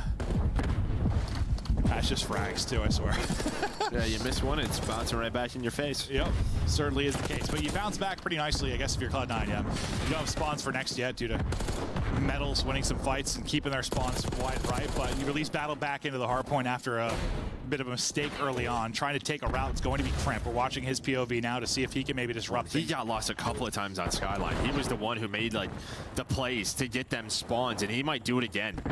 That is just again, who are we looking for, right? Calling out the names, but quickly a nice trade and they recover. So that will be a 3 dead. Another scary moment there, but so far so good. Yeah, I mean, you luck out in a way that you win all your fights in the front. You know, you lose 1 or 2 of those and suddenly Crimp has really broken things apart. Maybe you're spawning in the back, but not going to end up being the case. So you do a good enough job trading on the backside and winning it on the front. Heretic still in and holding, trying to expand this lead, jumping up the pounce, not going to be able to do it. Attach and the Mac attack, able to hit. Last guy there will be Sib, and they'll get in. So there's one break, and we saw a good amount of this in the Skyline. They're just able to get in with 20-ish seconds left, hold that time, and then it's how quickly can they break into next. Yeah, that was just a great life for Mac. He takes a long route topside, catches Rentor off guard, and then just slides to the hill. Finds the multi-kill that leads to the break. You don't get any more time if you are Heretics, although you hit it one last time. Sib, though, gonna rotate over towards P3, and we have a 7-point game.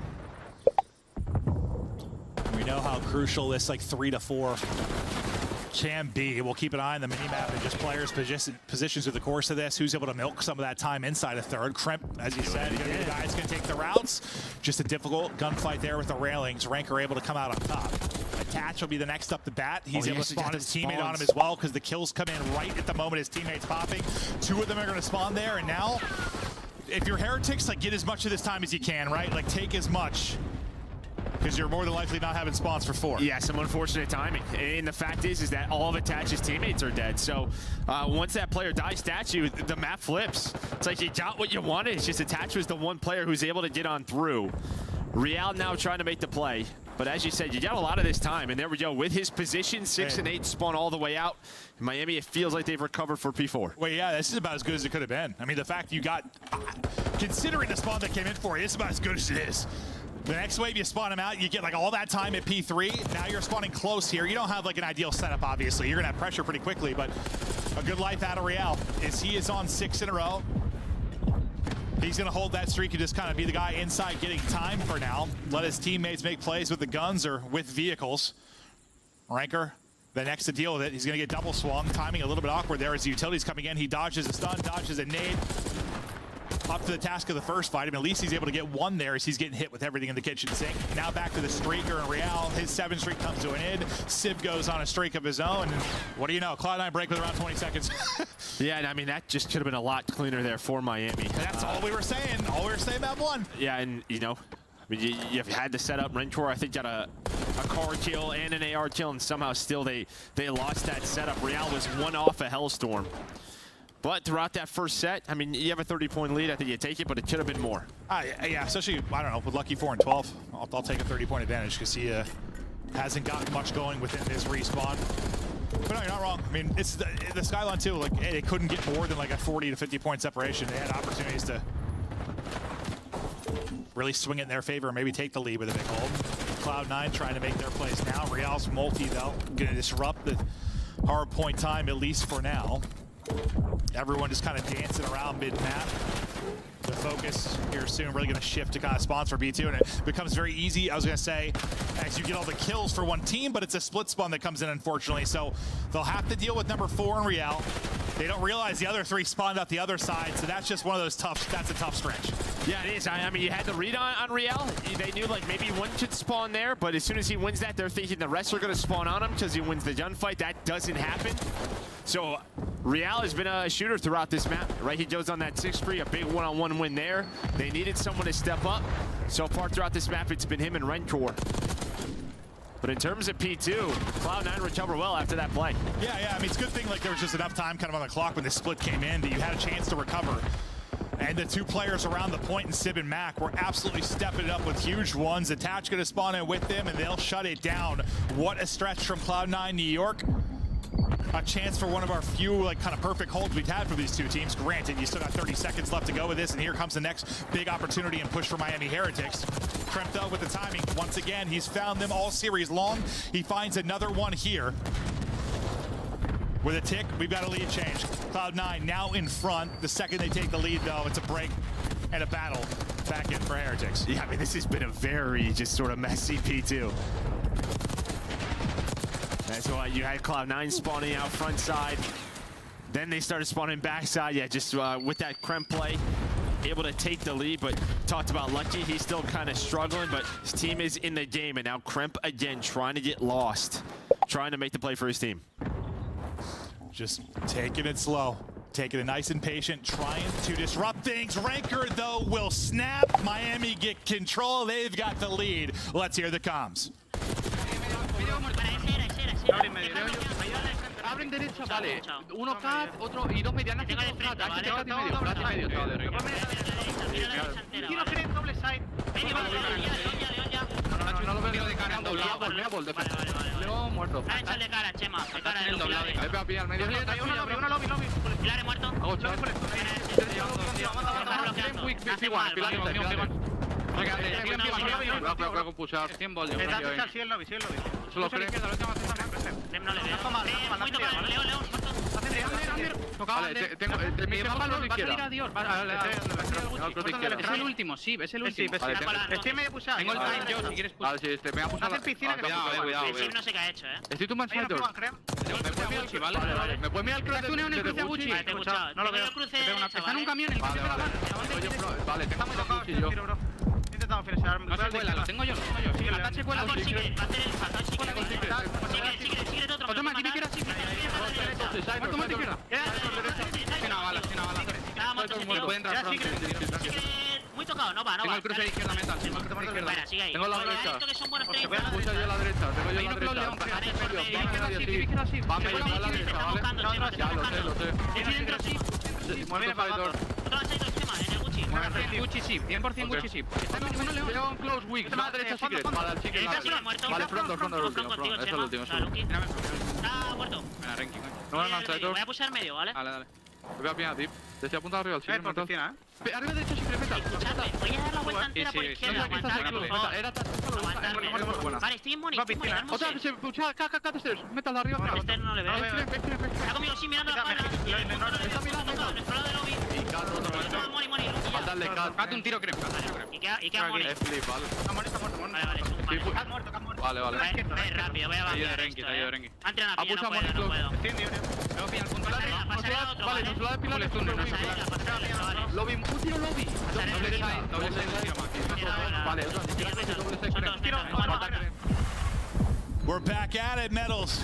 Barely surviving, hit down to 7 HP, but when in his fights, they're up about 50. Ranker trying to get involved. We're back to mid-map, and Cloud9 are going to have to make a run, or we're going to a map 5. I mean, cashing at P4, right? That's really what we talk about. Metals had a great life, like Lion Statue, switching in between guns, and he just got so much information, put so much pressure on Cloud9 at that hill, and yeah, they were able to just finally did a good hold in, and that's led to this now. Cloud9 not out of it quite yet, but Metals fighting for the spawns. Nobody on P2. Shinj is trying to keep this hill, keep Cloud9 out of this hill for now, but it's looking like they're going to recover off spawn. Metals and Lucky, maybe to hit top side of the map. Kremp's like, where do I go? Just not really gonna take a fight from there with the sub in hand, but 6 straight for Sib. Comeback is looming. All headies for Sib. If that stun doesn't hit, he might take down another one. He's still have attached here, but as close range as they are, might be a difficult fight to win. It is. Real able to take that. You still have Mac on the point, but you'll have the numbers here in the bodies for Miami Heretics to break on in, and every second going to be huge. Someone's got to get into the actual hard point. They're able to rally in. This will push him to about 220. You're still spawning in the back. So like, what do you want to do here if you're Cloud9, Gel? Yeah, I think they're probably thinking we got to go at this one last time. When you talk about P3, it's just not really he'll get a lot of time in it, but they're don't let him get to 220. We have close spawns, put some pressure on it. That's what they do, but Miami hold on. I mean, they attached battle for the last 2 seconds in the point, really. So you battle back one more time. You kind of baited into it. You spawn so close. You just send it out with 15 seconds left. But now we get to the P3. Through side door comes Mac. You don't have anyone because of that, though. Like, usually what was like Trent on an early route. Like, someone took an early route to Art to try and disrupt things. Because you fought so late into P2, you didn't really have that opportunity. Now, not only are you not set up for P4, you're also losing time here at the P3. This is kind of worst-case scenario for Cloud9 right now. Yeah, it is. And unfortunately for them, Metals, it's like an insane split spawn. So he's going to find a double. The other thing is, though, Attach is there for the trade to get them off the hill. Lucky finally starting to turn it up a bit. You can already see the orange arrows starting to rotate on over towards that P4, as you said. And last time through, their P4 was perfect. Can Cloud9 find another break to try and close out this series, or at least just tie up this game here at P4? But they are so far across the map. So far. Like, no one's on a route. You've gotten to every spot you want to get to if you are Miami Heretics. By time you're pressuring the hard point, Joe, this is as good as it looks. Yes. Right? So this is perfect. You had them spawning all the way top right. You have so are much space in Narnia. Yeah, all the space in the world. They struggled to find holes and rotations like this in the map 1. Here they are getting it done. Seconds away from pushing this to a map 5. Here comes the one real break chance. There's already been 30 seconds on the point. You finally contest it, but it's only for an instant. Heretics turning it up in the map 4. Some brilliant P4 holds. A really nice sequence there, really from 2 to 3 to 4 to close out the game. Now it's just, can they win a map 5? I mean, the searches have been tough. The map 5s have been especially tough. Can they do it? Yeah, I mean, when you talk about like sort of the holiday break, again, the minor, obviously, you know, you lose the phase, but they've probably kind of looked at games and throughout their scrims, and, you know, we're 2-7 now in search, or we were 1-7 before this match. Like, that is the focal point. It has to be. So yeah, it's just a question of, did the prep pay off? Did it pay off? I mean, so far so good in the map 2. You relied on some clutches and heroics to get it done, but you got it done. Got to do it one more time. Ranker, kind of the new guy to the equation this year. A bomb. 39 and 25 out of him. 27 non-traded. 4,300 damage, was the most in the lobby. Yeah, he had like map 1 too. He had like the most damage in the lobby, I think, as well. Just not the most kills. His assists were like 16 on map 1. So when it comes to hardpoint, the guy's putting up some insane stats. No, he's shooting, and there were times they kind of needed that last year. Just it felt like a little more firepower. I know we say that a lot, but sometimes when it feels like you have a pretty good foundation, and sometimes it's that, like a one-person change, maybe it'll do it. I know they're still trying to get this working after you kind of lose your leader in Bickle, and it's a massive change that goes down with these players. But you push another one real deep. You've been playing so many teams tough. It's just like, this is when you got to win. Like, it just, Cloud9's not look good. They have not looked good. I mean, they're not bottom of the barrel per se, but like, they haven't looked great. This is one where you just really need to come out and get a victory. How much pressure do you think you're feeling if you're the Spanish side? Well, I think both teams are. That's honestly, true. That's right? true. Yeah, Again, I mean, Cloud9's sitting at 1-4 when you touch on the league standing. So I think both teams here are trying to find that second win. The pressure is very much on if you want a winner's bracket start here. Yeah, battling for a winner's bracket start at the major. Still work to do, but both teams massively need a win. Thank you to all that are out there watching. We got a big map 5 here in our second series. Don't go anywhere. We continue on after the break.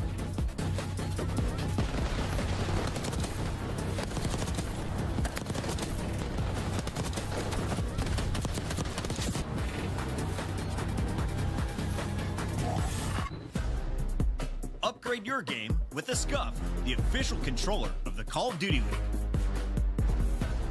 The Esports World Cup is an official partner of the Call of Duty League.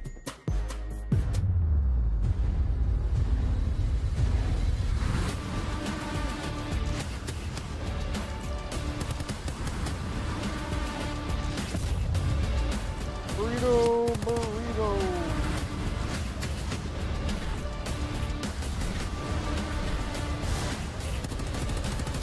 After this game, yeah, I'm not watching it.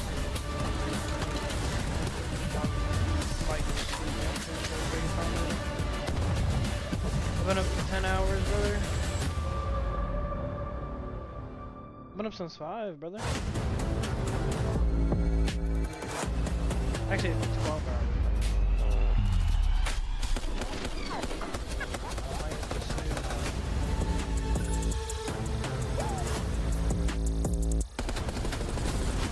know Russ play on that.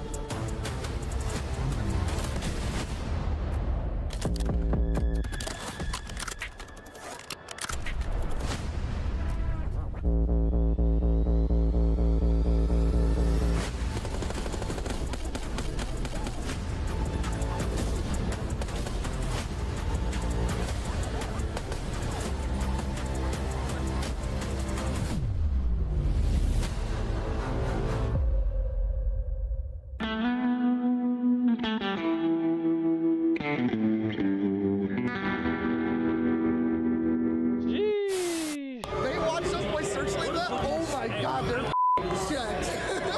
I got it so bad. All right. I look at it. It's just it's guaranteed. Well, actually, that's well.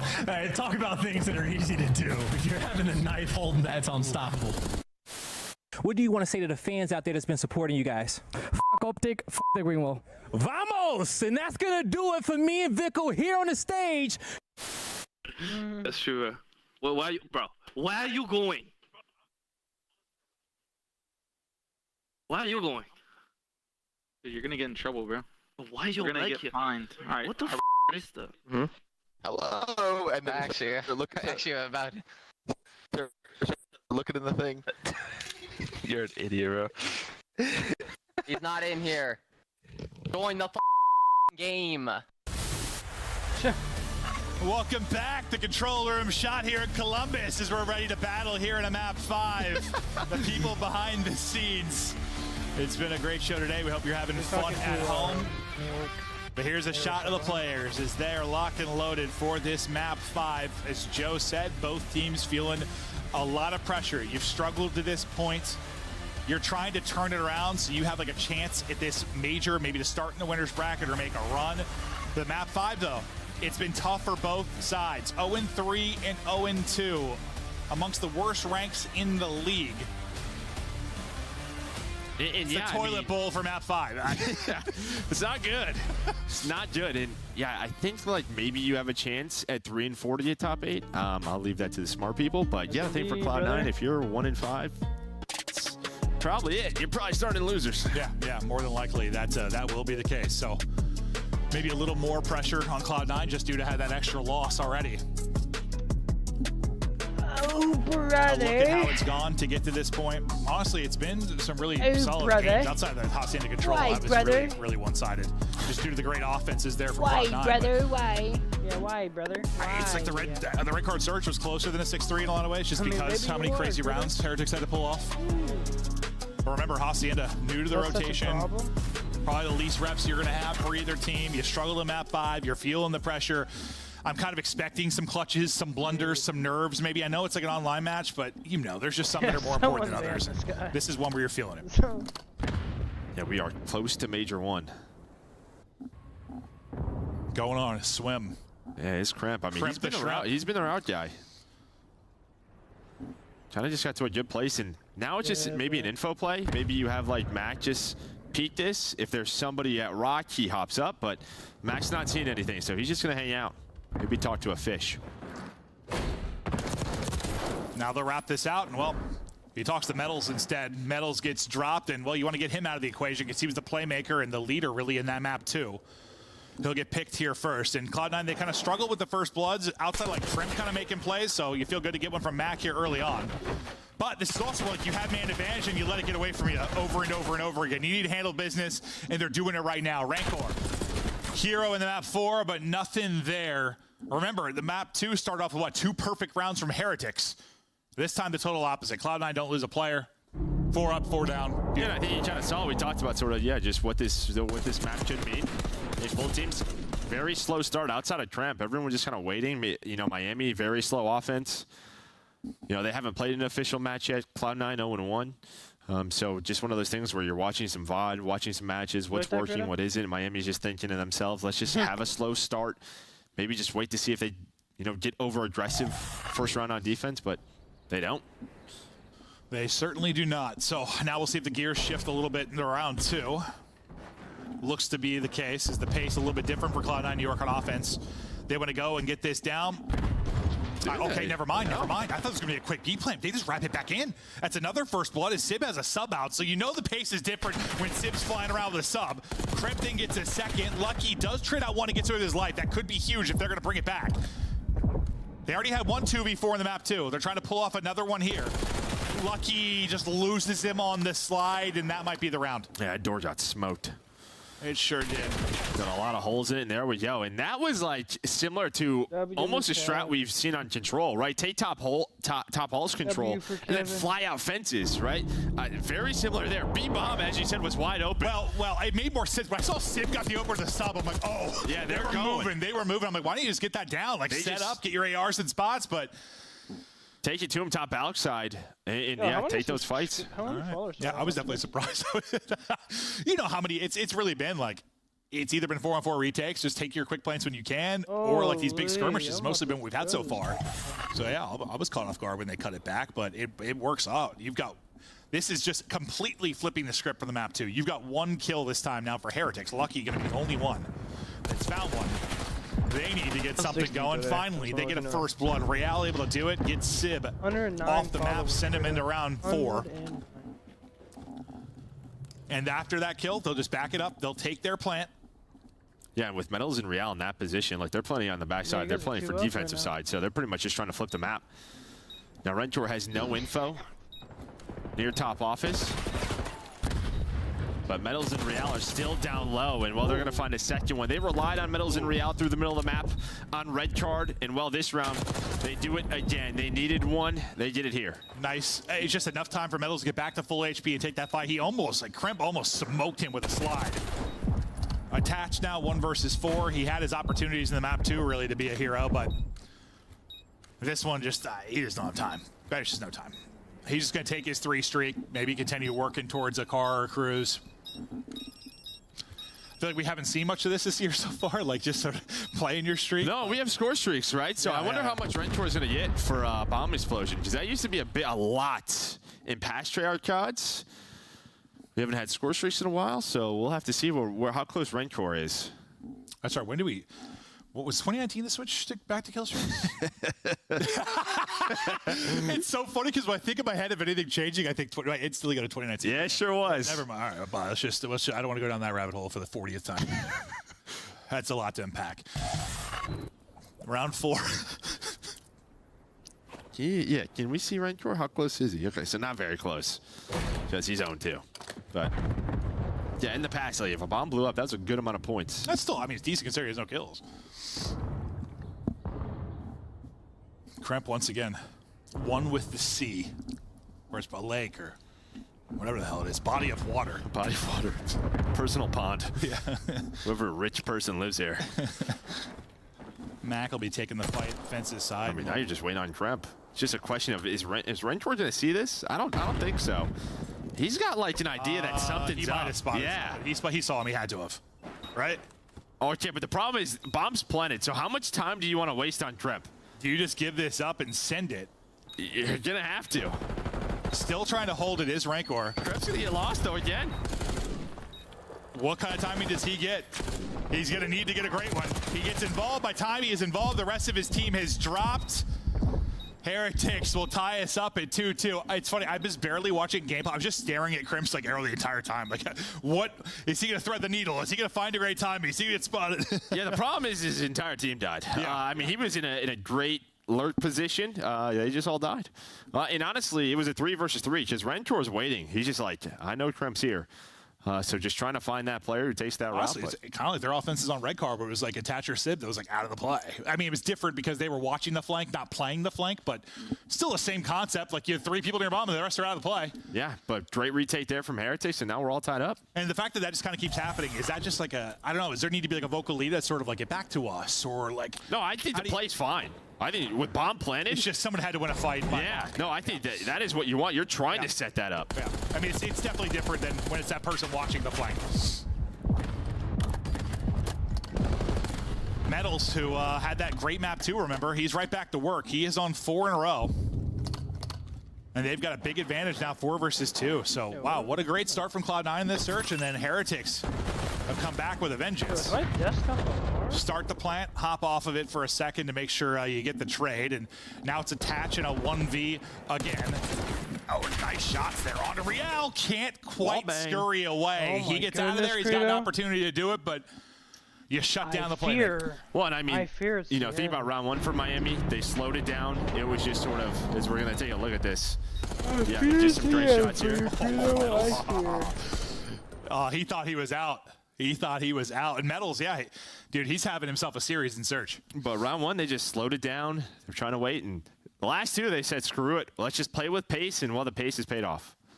You probably had moments in your career where you've like struggled in S&D. Stuff's not been clicking for you. Is this sometimes just like, I don't know, you have a couple good series and you're fine? Yeah, no. The game just starts to make sense to you again. He's doing it right now. 6-2, 6 straight. If you're Cloud9, you're just trying to slow their roll, right? Maybe get a first blood like they're able to do. Mac, again. That's his second in this one. It doesn't stop. Yeah. I was one of that first one. Look good. In his pocket, yeah. You know, collision, Joe. Might have been a team zone? I don't know. Yeah. Either way, Real trying to work the flank. The problem is all on Cloud9 is together. Went under a bench or something. But he just keeps on rapping. Kind of calming probably to Real on the other side of this. Cloud9 go right back to the strat where they're just like, let's just take top halls and top office and then kind of just stop. Yeah, this time they didn't find anything, so now it's like, okay, we need to plant the bomb. Mac with his second in the round.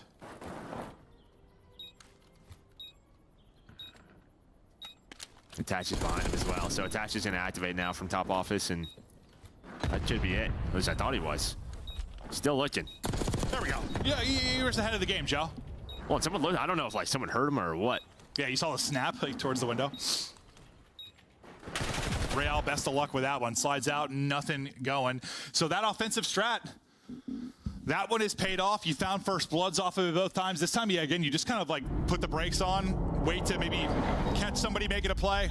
Yeah, I mean, both teams are kind of doing the same thing. They're just going top open or through rock and taking it to their lobby, controlling top offense. So it's really just the offenses are flowing right now. What can you do defensively to try to stop this? You either give it up and just full-on play retake, or you, I don't know, do you just challenge through rock? We'll see what our teams are. So that we are looking at for both, just the defenses, how they deal with it? Okay, well, we'll take a look at it now for Cloud9, how they maybe react defensively, and it looks like maybe just a four-man stack and retake type scenario, but the fact is they're coming to A, so this is just going to be a 4-on-4 hit. We go to war. Double chowing out. It's Mac with another first blood. He gets 2. You go 3 for 1. Ranker maybe gives you a chance. But he's going to have to blow off the 1v3. We'll make it 1v2 now. Saw one cross, so we got a little bit of vision and information there. He had a huge hard point to get them here. Gets the spot on one again. So both teams just kind of getting the information. Ton of time to go. They chow from the other side. I mean, Cloud9 is just not letting him leave. They're trying to fight him right away. Like, he does get out, though. Stun doesn't connect from Tremp and Sib. But they are just kind of running around together, sprinting back and forth. Ranker just taking a breath. Spotting again. He's able to get vision again. I think Sib spots him. Yeah. It's just been that shoulder and information game from both. You take that information, and how do you plan to attack? You got to think about planting here at some point. You only got 20 seconds to go. He's going to take it, and the timing is going to be good enough. Maybe? No, he's going to die from top window. Yeah. I was thinking maybe he gets it down and gets back, but not going to happen. Somebody opened up a window, and that's what happens. Yeah. Window added, kill through for Cloud9. So after allowing, 3 straight for Heretics, they go back-to-back. They take advantage now at 4-3. Mac has been monumental in their first bloods. He's gotten 3. And really just these aggressive hits have paid off for them hugely. Well, I mean, that's sort of your switch up. They just said, all right, they're probably going to go 3 or 4 open. Let's just go 3 or 4 closed. And, well, they just meet closed hallway and able to come out on top. Yeah. Well, like Mac gets 2, Crimp gets 1. And suddenly you've got Ranker in a tough position. We'll see if they're kind of back to that same sort of aggressive play towards Rock. It looks like Heretics want to meet them this time. They just want to go for it. We're just going to hit it, and we're going to battle. Who comes out on top? It is Heretics. So, Joe, you said both teams didn't make adjustments defensively. Both have. Yeah, I mean, and what is it? Just sort of 4-man blind counters. 4-man, let's just hit it. It's just, yeah, other side of the map. this time for Miami. 1 versus 2, though, for Attach. Well, was a 1v3. I mean, it's the same damn thing we just watched. Yeah, it's like the map. you had to switch something up. Did both teams on defense. Nothing was working. Bomb is down. Well, Ranker couldn't pull it off. He had the bomb to work with. A lot different, you know, where you saw the 2 Cloud9 members kind of hunting. Here, well, you've got bomb down, so they've just gone, hey, what's up, dude? There's waving at each other, corner to corner. Hey, this could be a little scary, depending on the slide from Attach, right? Because he can get behind Rock, maybe take down Lucky and not take any damage. But we shall see. The problem is he's taking a very long route. The longest of routes, Joe. So he does not have a lot of time to work with. Stun's gonna... We're not sure if it hits, because we don't have hit markers. I'm guessing it did. I'm just making stuff up. Both are here. A little backslide, maybe expecting the chow. Can he get one for free? Decides to slide across, and he can't back up. Well, Rentor hit a couple of shots. That's really what it was. And I was worried if he slides out wide left, you know, when they're in that corner-to-corner setup, should have been cleaner. But, yeah, they adjusted. They had an idea he was pushing from this way through the nades. And, yeah, because the hip fire hits for Rentor, or for Lucky, they're able to find the kill. Yeah, he doesn't hit him a bit there. Maybe he backs away around that one. He's got a one-on-one. Gets back to full. It would be a tough shot. Yeah, no, it would. It's a tough shot. Yeah. And this is that opening onslaught. They just send bodies here. They meet him around Rock, and they take the fight. So you wanted defensive adjustments. You get there's the first from both teams. What do we see this time? Right, pretty similar thing from Cloud9, right? This time it's just a full-on hit towards B. You're kind of playing like rock, paper, scissors right now when you're going like this with the hits. So when you hit and that's not where they are, it's going to be a 4-on-4 retake. So the plant's going to go in for Heretics now. 4-on-4 retake. What we got to do if you were Heretics. Carr is going to be out. Well, sort of that island player, Real, he's going to be him. It's just he gets found out, right? He loves to be that player in that scenario. We saw it so much last year. Room to work with, but as you said, Mac able to take him down. Metal's trying to do what he can, but numbers even out. Mac, 4 first bloods, I think, of his 7 kills. Rancor just trying to hit the shots. Fence the Guardian Angel, finds a sub to work with. Crimp has 9 HP and is still moving and grooving. It's just the time now. He's got to hop on it. Rancor's able to win it, and that will seal the round. A massive one-on-one win. Gosh. Rancor wins it. Yeah. Well, and he picked up a sub. When he backs out our Cloud9 choking. that archway, he found a sub. So that first gunfight, he's able to win it. And it just comes down to timing. A big one for Rancor there. Cloud9. The huge 39 in map 4 to get him here, and now clutching up to get them to match point. All right, let's lock in. And I'm thinking, it's the game of rock, paper, scissors again. What are we hitting, boys? Or are we back to kind of our default? Maybe it worked out so well. Yeah, they're going to challenge top open this time. But that is a lot of info. Now, they don't know which bomb site they're on, but they're thinking it's probably an A hit. Well, Mac's been your guy on the other side for the first bloods. Real, though, he is taking the route. Wow, he looks right. He's left. He's able to get the first blood. Real gets eyes on another as well. He knows he's got bomb as well.